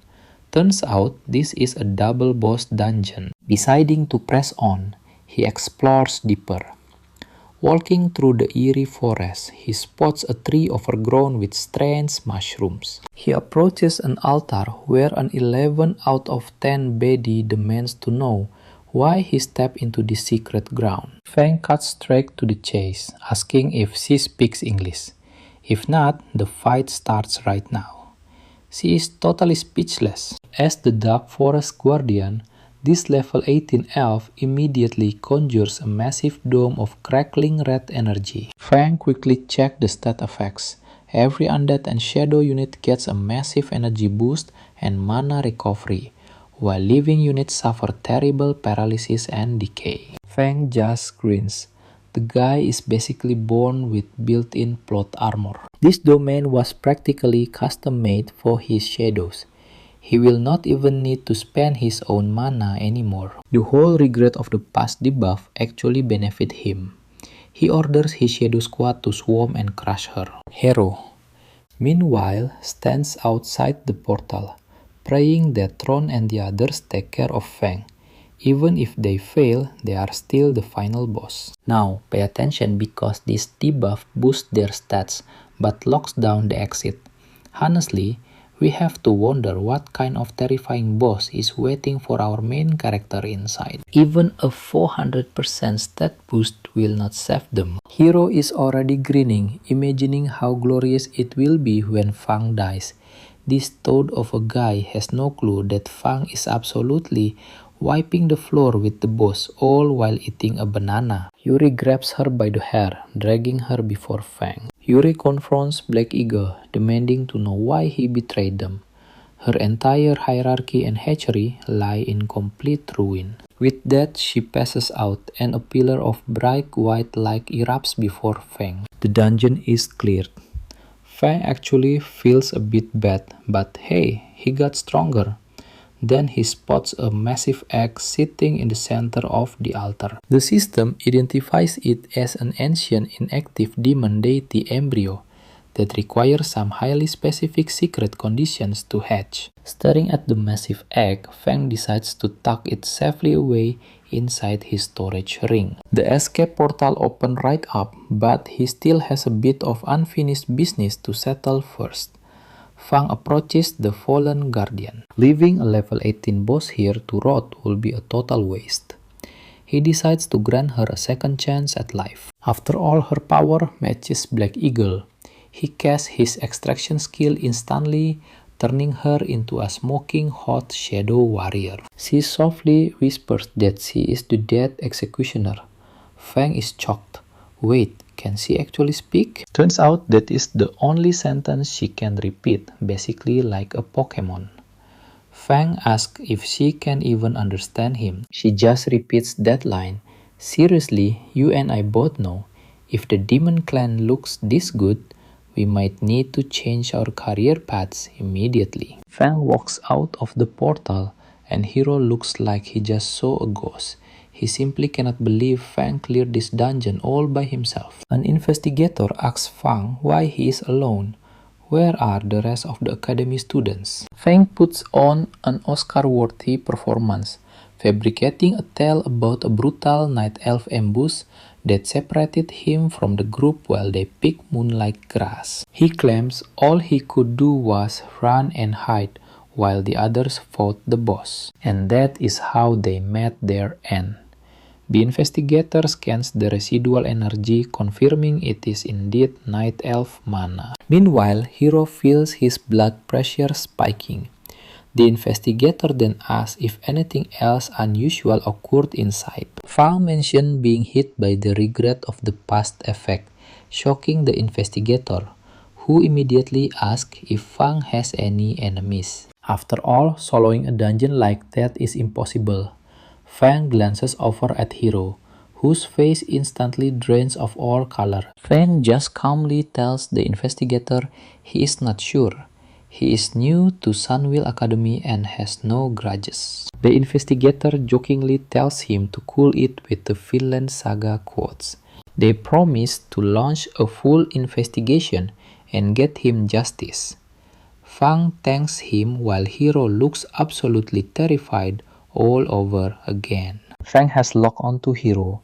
No matter where he runs, the Shadow Mummy is going to bind him up and deliver a very painful lesson. Fang leans down close to the demon egg, wondering what is up with it. It has been acting restless ever since they got back to the farm. The Guardian's dying words echo in his mind. Makes you think, right? Did someone leave this creepy egg in that dungeon on purpose? He pokes the shell with a finger coated in both nature and undead energy. Incredibly, the embryo begins draining both of them. Let's explore a world where undead and nature magic never mix. That is like saying an art major can easily find a stable job. It makes zero sense. How on earth are these two opposing mana types living inside the same body? To a normal human, this trans embryo looks exactly like a creation of the demon tribe. He locks the egg inside his storage unit for now.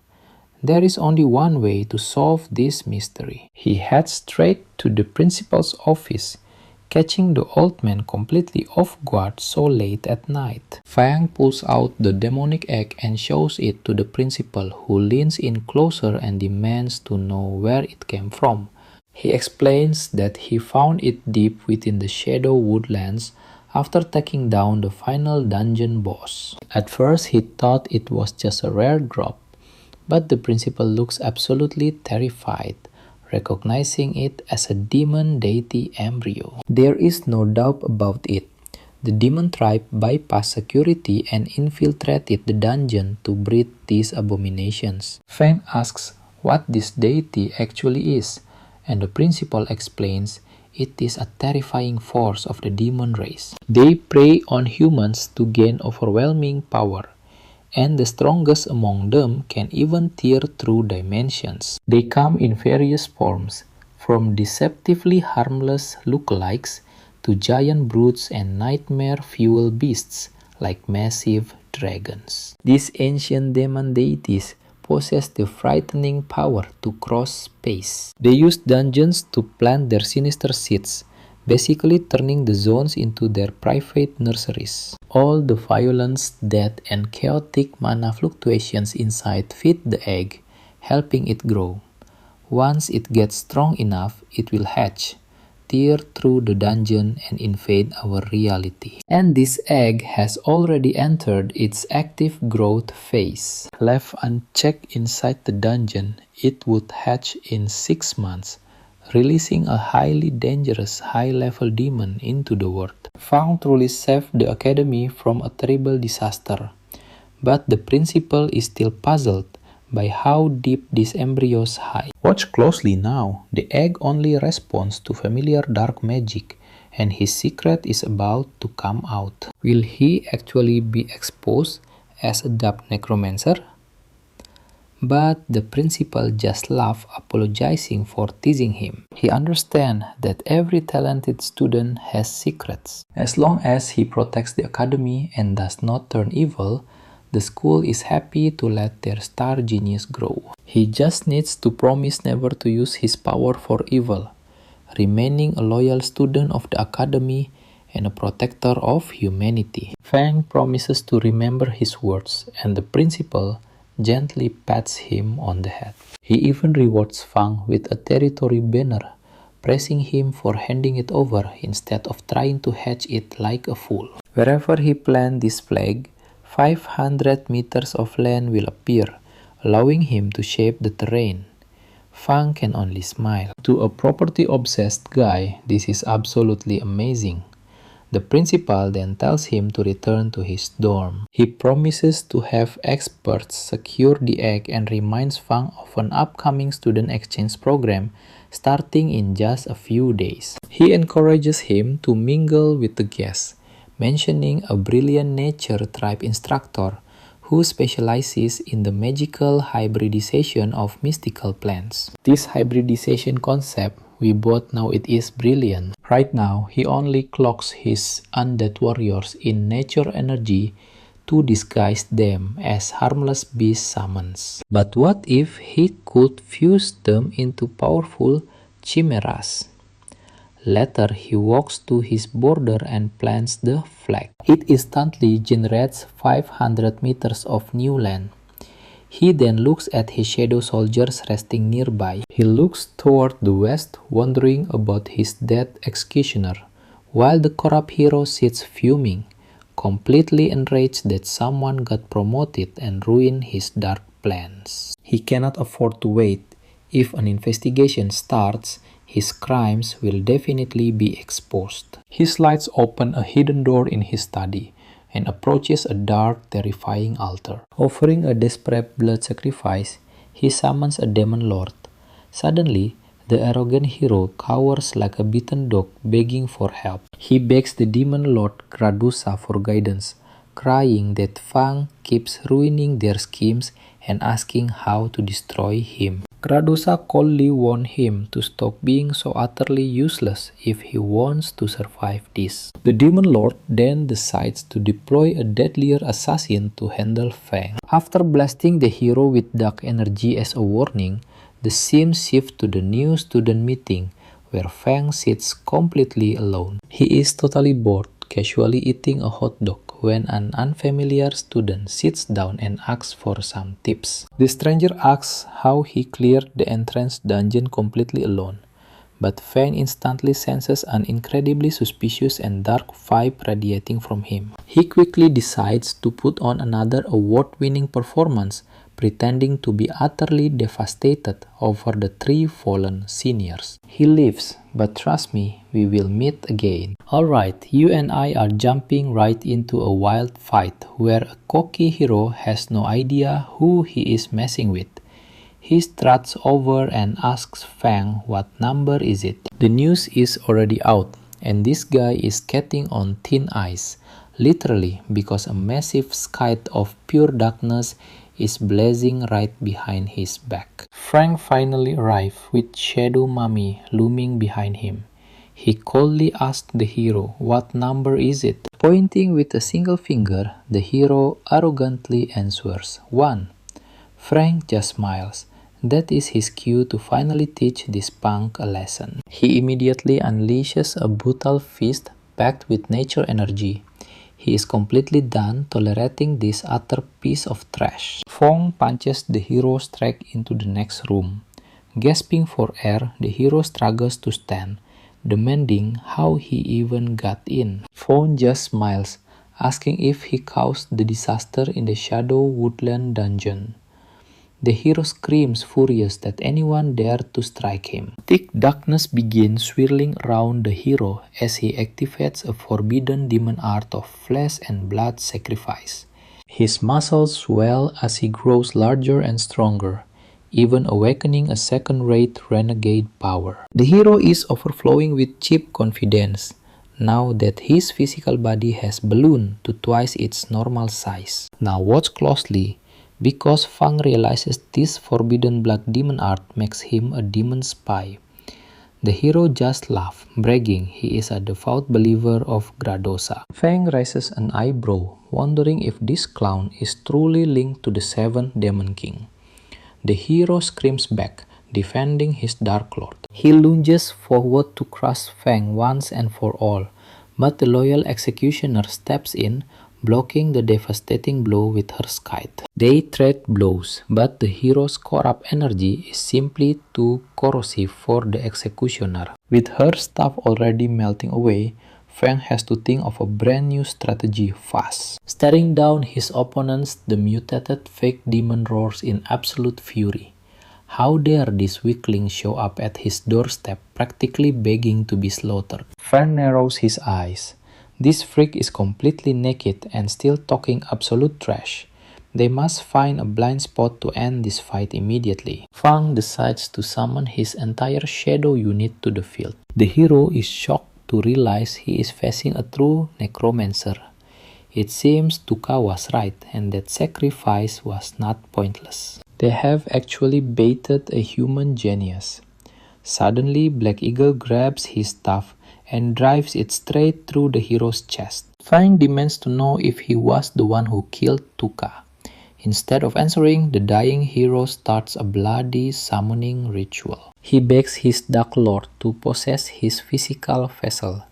Instantly, the ground begins to violently shake, and reality itself starts cracking. The hero welcomes the terrifying arrival of the Demon King Gradosa. A massive multi-armed monstrosity slowly rises from the darkness. Instead of showing gratitude, the Demon King brutally punches his summoner away. Fang immediately orders his Shadow Squad to eliminate Gradosa. Black Eagle strikes with a wave of dark energy. Now pay attention here, because Gradosa is shocked to see a Necromancer is actually alive. But he realizes the original master must be dead. These summons are incredibly weak and their mana cannot even sustain a basic barrier. Mocking fun. As a total newbie, the Demon King turns his gaze to the wounded hero and reaches out his hand. The hero's massive body rapidly shrivels up, turning smaller than before. Gasping for breath, he begs his master to stop, but Gradosa throws him aside like actual trash, turning to face the new Necromancer. Have wonders if he needs to summon his absolute strongest units. Direct combat is out of the question. But then he spots the hero's revolt shell and the glowing magic circle above the Demon King. A clever plan takes shape.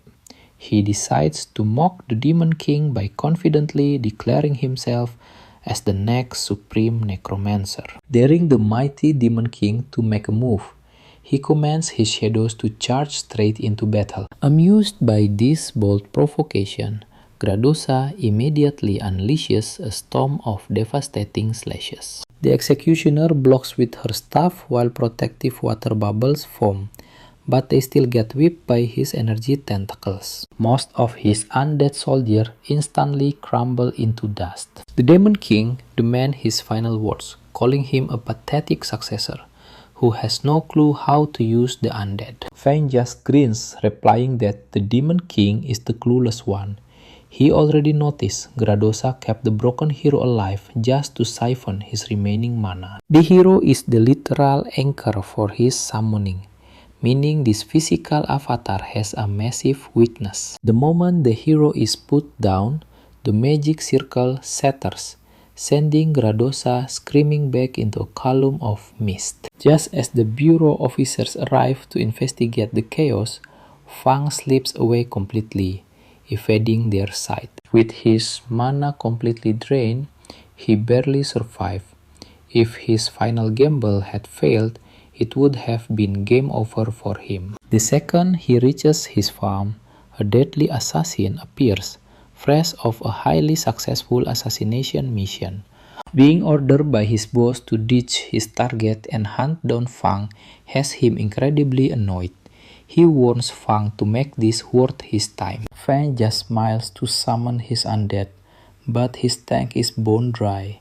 Trust me, you and I are going to want to see how he survives this fight with absolutely zero mana. Let's dive right into a high-stakes battle where a kid with no combat experience faces a lethal incoming assassin. Pure terror hits Fang as the killer closes the distance, ready to unleash a barrage of deadly slashes. Fang realizes things are going south.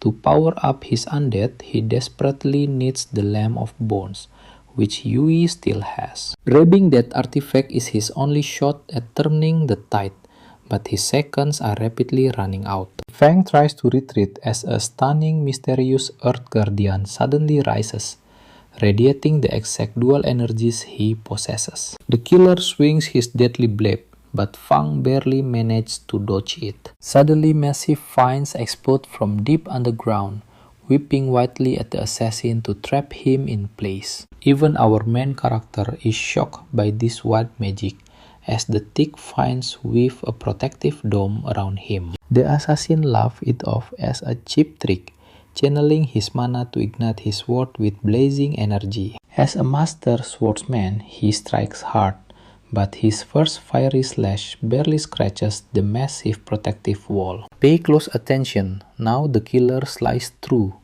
but Fang is already making his escape. As the assassin gives chase, he remembers Lord Gradosa ordering him to cancel his previous mission and hunt down Fang at all costs. That noble is a key piece in their grand plan, and letting him escape now means facing a massive army of reinforcements later. Lord Doza had made it crystal clear: obey the command and do not question his authority. By tracking his magic mark, he would easily corner Fang, especially with the powerful silver medallion the Lord bestowed upon him. Holding the powerful medallion, he struggles to force his way through the dense barrier of thorny vines blocking his path. As he curses the mysterious origin of these vines, a massive explosion suddenly rocks the entire farm. He parkours through the dense branches, evading incoming flying vines, while screaming that the young necromancer cannot run from him. Closing the gap,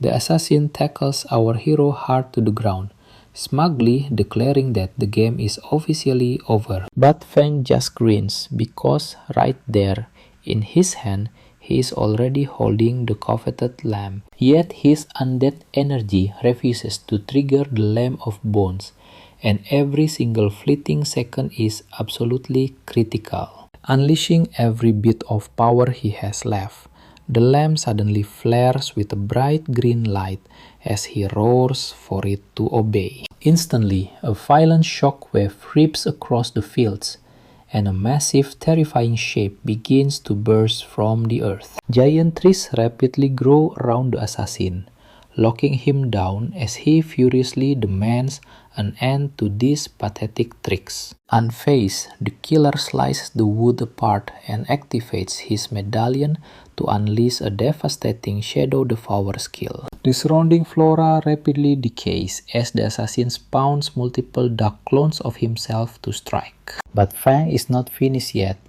as swirling green energy surges around him, summoning Black Eagle, but not as a mere shadow. He appears as a tall, lethal warrior, completely wrapped in living, writhing vines. Trust me, You and I are witnessing a massive power-up as he sends the assassin flying with hybrid strike. The panic killer screams at the necromancer, demanding to know how he is still alive, but Fang simply orders his summon to finish him. As the beastman closes in, the desperate assassin tries to talk his way out, begging him to remember their past alliance. But Black Eagle shows zero mercy, ending his pathetic trashy existence with one single devastating blow. As the dark power fades, the wild nature magic surges out of control, and our main character simply cannot hold on. He collapses from the sheer exhaustion of maintaining that epic hybrid form,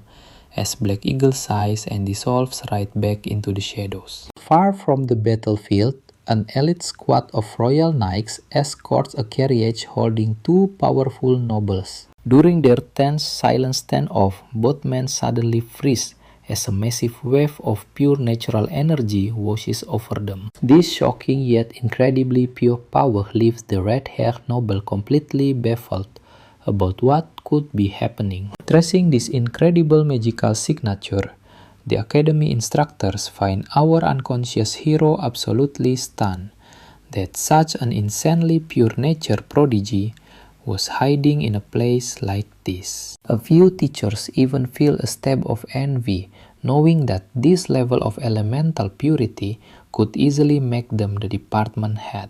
Looking at this shredded ground, they realize a brutal battle against demons just took place here. Meanwhile, we see Fang snoring soundly, the glowing lamp of nature resting right next to him. King Arthur examines the ancient artifact, recognizing that Fang is suffering a severe magical backlash, and quickly channels healing life force directly into the boy's chest. Fortunately, his fading vital signs are slowly stabilized by the veteran king's potent magic. But deep inside his own mind, malicious shadows are wrapping around him, as he spots a warm familiar light shining in the distance. And that's where we leave it, a massive cliffhanger, as he fights to reclaim his own soul. Let's dive into some crazy necromancer action as this guy tries to escape, but his dark powers are completely spinning out of control. He stares at the dark orb forming the shape of the dead necromancer,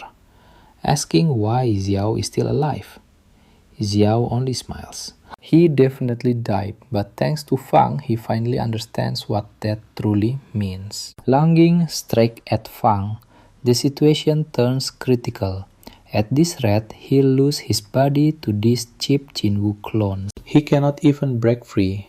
Xiao wants to steal his physical form so he can be reborn back into the world. Suddenly, a massive wave of nature energy blasts forward, whipping the spirit and forcing him back. Xiao glares in pure rage, wondering who dares to ruin his perfect feast. The nature system intervenes as both powers clash, finally waking our main character up. That was a ridiculously close call. Otherwise, he would have ended up a puppet. Luckily, most of the undead energy was already used up fighting the Demon King, meaning Bull lacked the strength to fight back. But having that terrifying guy still hiding in his mind is incredibly dangerous. He wakes up to find other school instructors analyzing his medical charts. He is completely exhausted from mana depletion, and his organs are practically giving out. But he will survive. Looking at the destruction, they realize a high-level demon was battling right here. Now watch closely.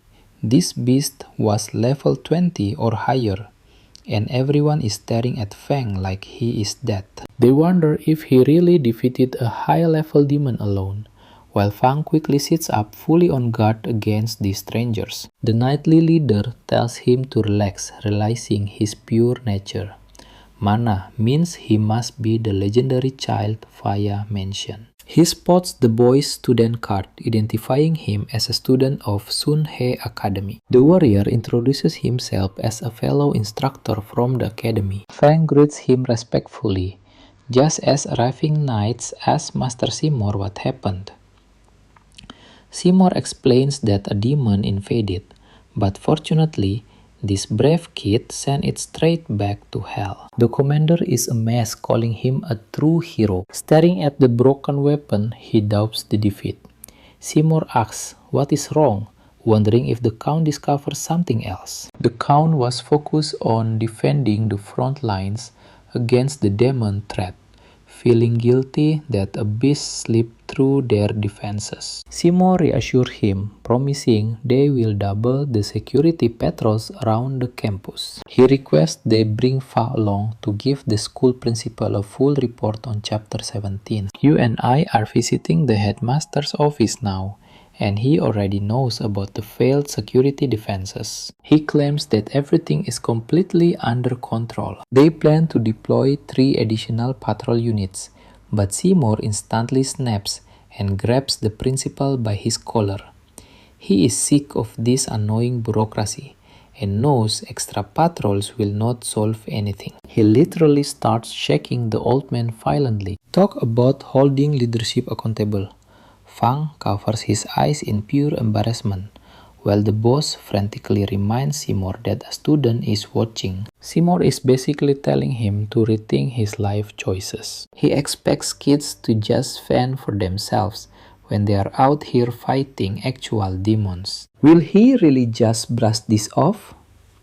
The principal commends Fang for bravely defeating a high-tier demon entirely on his own. Since they were clearly trying to sabotage the school, he rewards our main character with a rare heroic spirit fragment. Fang inspects the small shard, honestly wondering if this thing is actually any more useful than a common rock. The principal explains that the tiny shard carries the soul of an ancient warrior. By combining it with the piece he got inside the dungeon, he can summon an almighty hero to fight by his side. Even better, these phantom summons have absolutely zero restrictions. It acts as the ultimate trump card when his own mana is completely drained. Pulling the matching pieces from his hoodie, he fuses them right then and there. Bright emerald light fills the room as a legendary spirit clad in a green toga steps out from the void. Kneeling low, the warrior introduces himself as Jenderal Yu, offering a respectful greeting to his new lord and master. Neither teacher has any clue who this is. This specific warrior exists completely outside of their recorded history. Talk about absurd luck. Summoning a completely hidden powerhouse. Fang sends him back, bows politely and exits the room.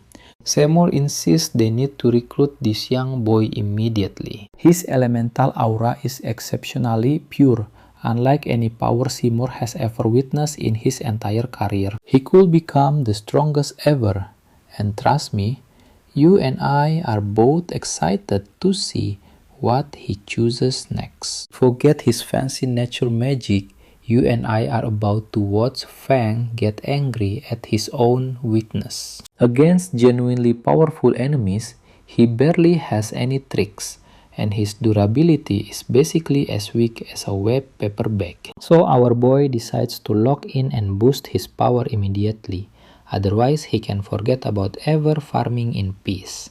Remembering that the mission hall offers skill scrolls as rewards, he wastes no time and heads straight over there. The reward quests are ranked from A to D. Looking at his current strength, he considers taking a C or B tier quest, but the rewards are just too trash. The first option is wiping out demon wolves for a B rank nature scroll, while another involves exploring ancient ruins. That one rewards a random A tier scroll, while a third quest in Iron Rock Town gives a B rank universal scroll, but it requires 2 people. One teammate must have firepower, which is exactly what Fang chooses while keeping the military town in mind. Word is tons of soldiers are stationed there, using a highly unique military garrison farming method. It can grow food and herbs even in barren soil, and Fang grins desperately, wanting to learn it. Now pay attention, because our lone wolf needs a teammate with fire magic, and you and I have no clue where he'll find one. Right on cue, Fate delivers the perfect fire match, as Fang spots Ling having a heated argument with another girl. She is slamming the merchant for selling her fake enhancement potions, but the shopkeeper fires back, accusing Ling of taking the potion and trying to scam her, while a crowd gathers to watch the drama unfold. This is literally the third time this month that these rookies have started beefing. An angry Ling demands her demon bear gallbladder back, but the beautiful merchant refuses, since she already brewed it into a potion and delivered it. Since she already drank it, it is totally gone. Ling hates that response and summons her shadow blades, making the girl yell at the crowd to witness how completely unreasonable she is being. Watching from the sidelines, Fang realizes this merchant is a massive scammer. She claims Ling hired her to make the potion, use it up, and now refuses to pay, essentially stealing the precious materials. As she pockets the stolen goods, Fang slowly steps up behind her, instantly making her super nervous. You see, once the blonde spots his academy uniform, she tries to play victim and calls Ling a cheap scammer. Fang is in no mood to play games, so he channels nature energy into his fingers to settle the dispute. She panics, thinking he is going to blast her with magic, but instead, he cleanly slices open her bag. The demon bear gall falls out of her satchel, exposing her to everyone as a complete fraud. She angrily screams, cursing Ling for hiding behind a prestigious academy student, and vows to get payback next time. Before she can flee, Fang grabs her arm, snatches the demon bear gold bag, and hands it straight to Ling. Ling admits she saved it for him, but since he refused to take it, she decided to make a potion to level up her own stats. Fang tells her he gave it to her as a gift, so she should use it freely, since he has no use for it. After she thanks him, Fang casually asks if she knows any mages with the fire attribute. He smoothly points out that she matches the description perfectly, and honestly, she was just waiting for him to ask. She instantly accepts, making Fang smile, and they head off to register and pick up their official quest scroll. Inside the Iron Lion, Count's grand mansion, the noble kneels before a dark figure, delivering the grim news that Hiro and Tuka are dead. The academy has tightly locked down all information, meaning they still have no idea who actually killed them. The shadowy figure simply asks why any of this should concern him. The Count snaps back, reminding him of their deal to exchange battlefield intel, turn humans into demons, and hide their sneaky infiltration for massive rewards. Yet now the Shadow is backing out on their agreement just because they lost the recent clash. He has already been demoted from Duke to Count, losing his massive army and having his personal freedom heavily restricted. He can't even protect his own family now. So where is the support promised to him 3,000 years ago? The demon coldly replies that even though he is chosen, the war zone is highly unpredictable. While they took heavy losses, he shouldn't blame his nephew's deaths on anyone else. It was entirely their own incompetence. If they had stuck to the original plan, they would be alive, and Lord Gradosa only demands results, not excuses. The Iron Lion grits his teeth, knowing the High Authority has been watching him closely ever since he betrayed his own lines. And trust me, you and I are about to see this Dark Alliance collapse if the Count doesn't shut up and work. Alright, you and I are about to see why relying on nature power is a death sentence for the Iron Lion. It will only make him die faster. There is no removing that curse. Their trap is already set over Iron Rock Town. All he must do is move the garrison when the time comes. As the shadow fades away, the Iron Lion curses his own helpless state. It is honestly a mystery why he and his nephews keep working for these demons when they are such terrible bosses. In chapter 18, Fang and Ling set off on their long journey to the military town. While they are traveling through a thick and heavily dense forest, on their way to the military town, a massive wolf suddenly creeps up right behind them. Ling instantly springs into action using her heavy baton to absolutely smash the beast. She takes down the werewolf easily, but things feel off. That is already the third attack within an hour. Fang jokingly wonders if these wolves are just after her fancy look in that crazy short skirt. Iron Rock Town is highly strategic, with plenty of soldiers constantly patrolling and clearing the surrounding area. Normally, this zone is highly guarded, meaning the main highway should be completely free of demonic wolves and giant beasts. Ling warns Fang that they have already run into 3 separate waves of monsters since entering the mountain. Something is seriously wrong. Fang kneels down, using his nature energy to talk to the plants. Yeah, when our main character does it, it is totally cool, but when I talk to plants, people lock me up. He tells her the plants do not know anything, but they must hurry to reach the town outskirts before night falls. They blast off toward the town at maximum speed. They finally arrive on the outskirts, but things feel incredibly eerie. Fang has only one thing on his mind, the planting method he came for. But Ling warns him to wait. The entire military base is dead silent. There is not a single living soul in sight. Rushing through the streets, they spot a soldier slumped against a pillar. But when Fang touches him, he realizes the guard is long dead. Dead bodies covered the streets. What on earth happened to the 3,000 soldiers stationed here? Ling gasped in absolute shock, spotting several demons hovering over a stone platform to perform a dark wicked ritual. She frantically asks Fang to disrupt their dark spell before something truly terrible happens. Her plan is to draw them away while he smashes the altar. But Fang reminds her these demons are over level 35. She just grins confident that her stunning looks are more than enough to distract them. But before she can make a move, a barrage of lethal energy beams shoots at them, forcing Fang to quickly pull her to his chest. Now pay attention, because a massive muscular skull demon emerges, telling them that running away is completely futile. It is totally useless. Another blast targets Ling, but Fang reacts in time to shield her once more. He keeps moving her out of harm's path, but the surrounding battlefield is completely destroyed. She looks at her weapons, which can barely summon any energy. Fang tries to use his nature energy, but the output is incredibly weak. Why is their mana completely blocked? The mysterious formation blocks everything, preventing him from calling his heroic spirit. The skeleton demon mockingly explains it is an anti-magic barrier. Only dark demonic energy walks inside this field.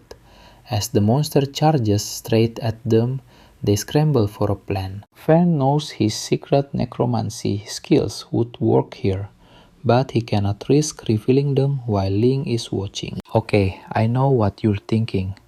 Ling offering to sacrifice herself so Fang can escape.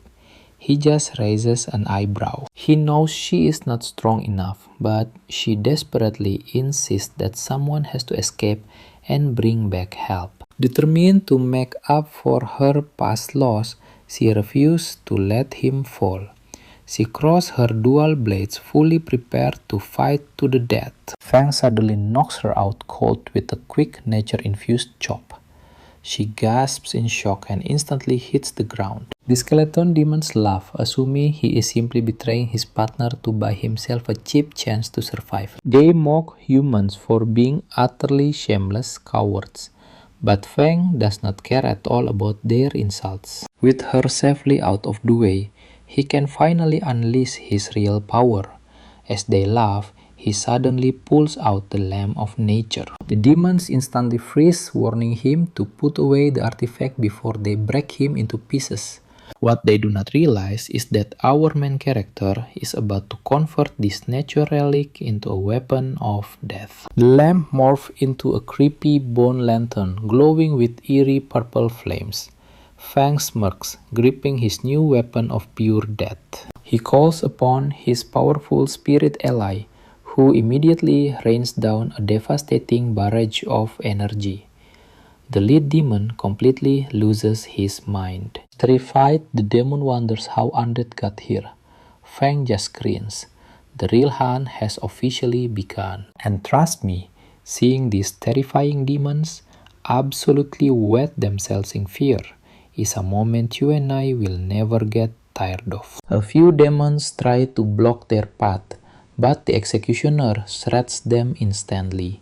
Meanwhile, the summoner keeps raising more and more of the undead. You and I both know how rare it is to find a summoner immune to magic suppression. The strongest boss mockingly calls Fang, barely tougher than a paperclip. He commands his lackeys to stall the undead while he deals with Fang personally.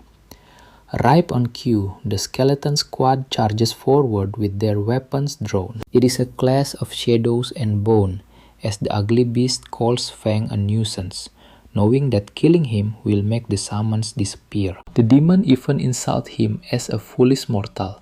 Honestly, Fang is completely done listening to this giant talk trash. Charging at Fang, the beast channels all his energy into a soul-crushing punch, but Fang He does not even blink. He simply coats his own fist in vibrant nature energy and prepares to meet him head-on. Exchanging blows with this brute, he warns him that his fists hold 20 years of cultivated power.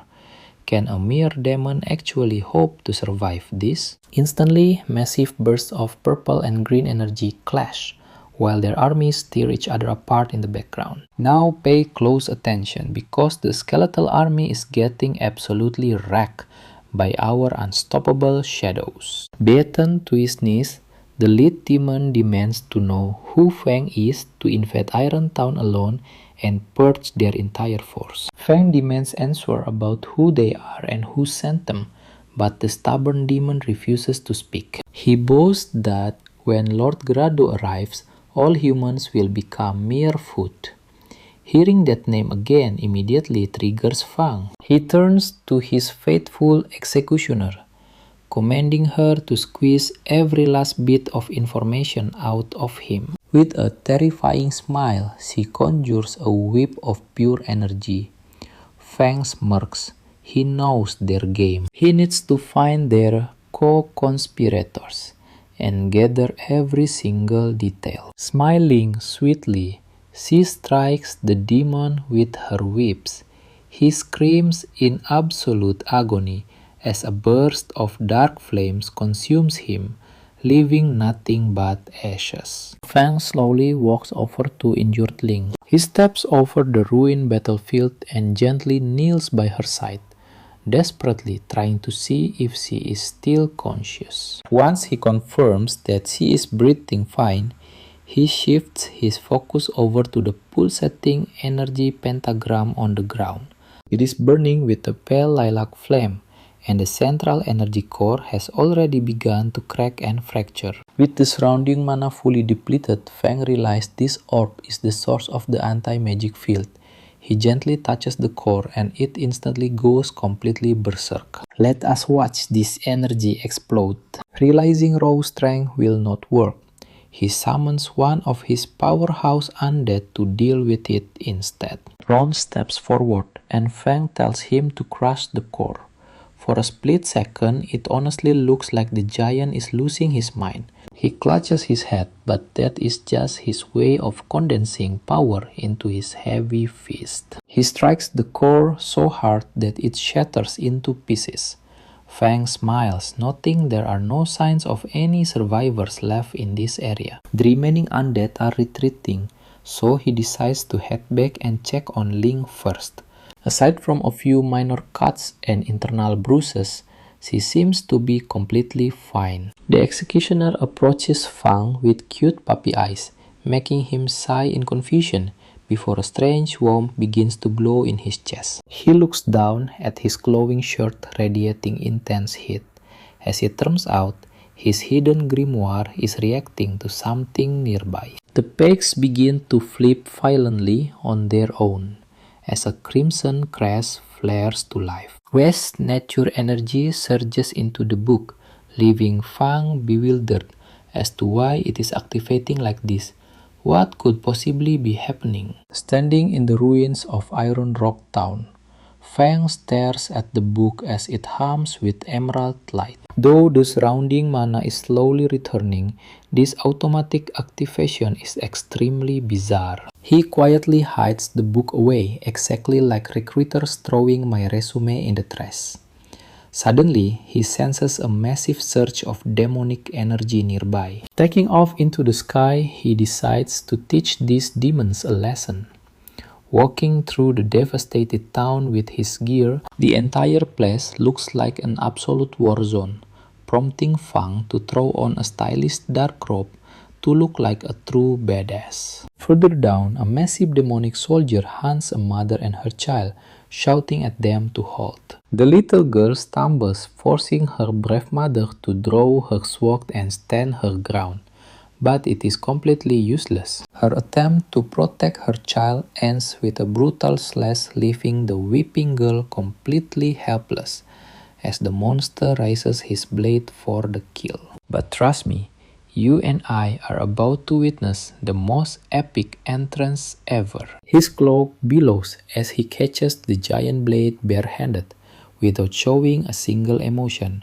He is basically the king of disrespect. Summoning Black Eagle to quickly overpower the enemy, he lets his undead army sweep through the streets to clean up the demonic trash. Alright, you and I are diving right back in, as a little girl begs Fang to save the survivors. He gently pats her head, promising to rescue everyone before instantly vanishing into a towering column of pure darkness. Over at Riverside Town Central Square, a towering demonic gladiator stands menacingly before a group of battered broken warriors. He demands they hand over the artifact, promising them a measly chance to serve his Dark Lord in return. A brave knight refused to yield just as a frantic skeleton rushes up with terrible news.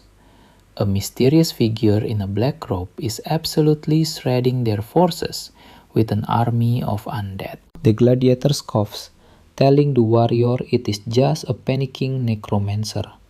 He tells them to stay focused while he prepares to deal with this intruder personally.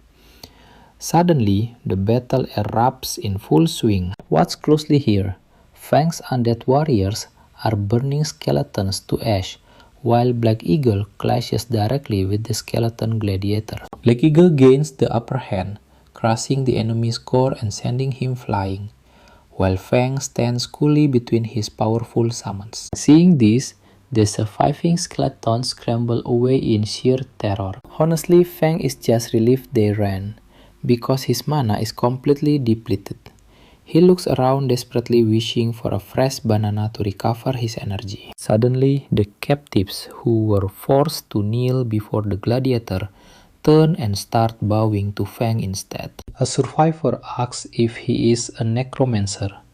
Fang realizes playing dumb won't work, but admitting the truth will only send these terrified people into a panic. He tries to play it off casually, asking if they would even believe him if he denied it. Now I know what you are thinking, but a knight instantly warns the leader that the Empire orders all necromancers dead. Fang sharply reminds this ungrateful soldier that he literally just saved their lives, and if he were hostile, they would already be dead. With so few survivors left, one idiot actually tries to fight Fang, but their leader quickly steps in to stop him. The leader thanks Fang for the rescue and asks him to follow.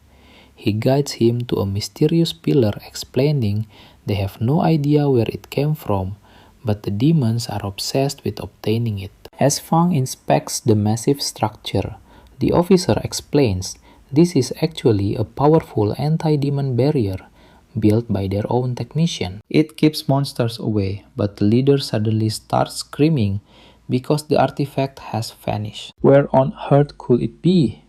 Fang checks if an illusion spell is hiding it, but the empty space is entirely real. With the artifact gone, the surrounding warriors begin to rot, steam rising from their flesh. The surviving soldiers huddle together in sheer panic, trying to comprehend this nightmare, just as a dark presence suddenly materializes right before Fang. Fang watches in awe as massive pillars of green energy shoot into the sky, swirling into a violent tempest of absolute darkness. Even Fang struggles to withstand this overwhelming, suffocating pressure, while a terrified soldier screams that he recognizes this forbidden battlefield ritual. Gradosa is rising.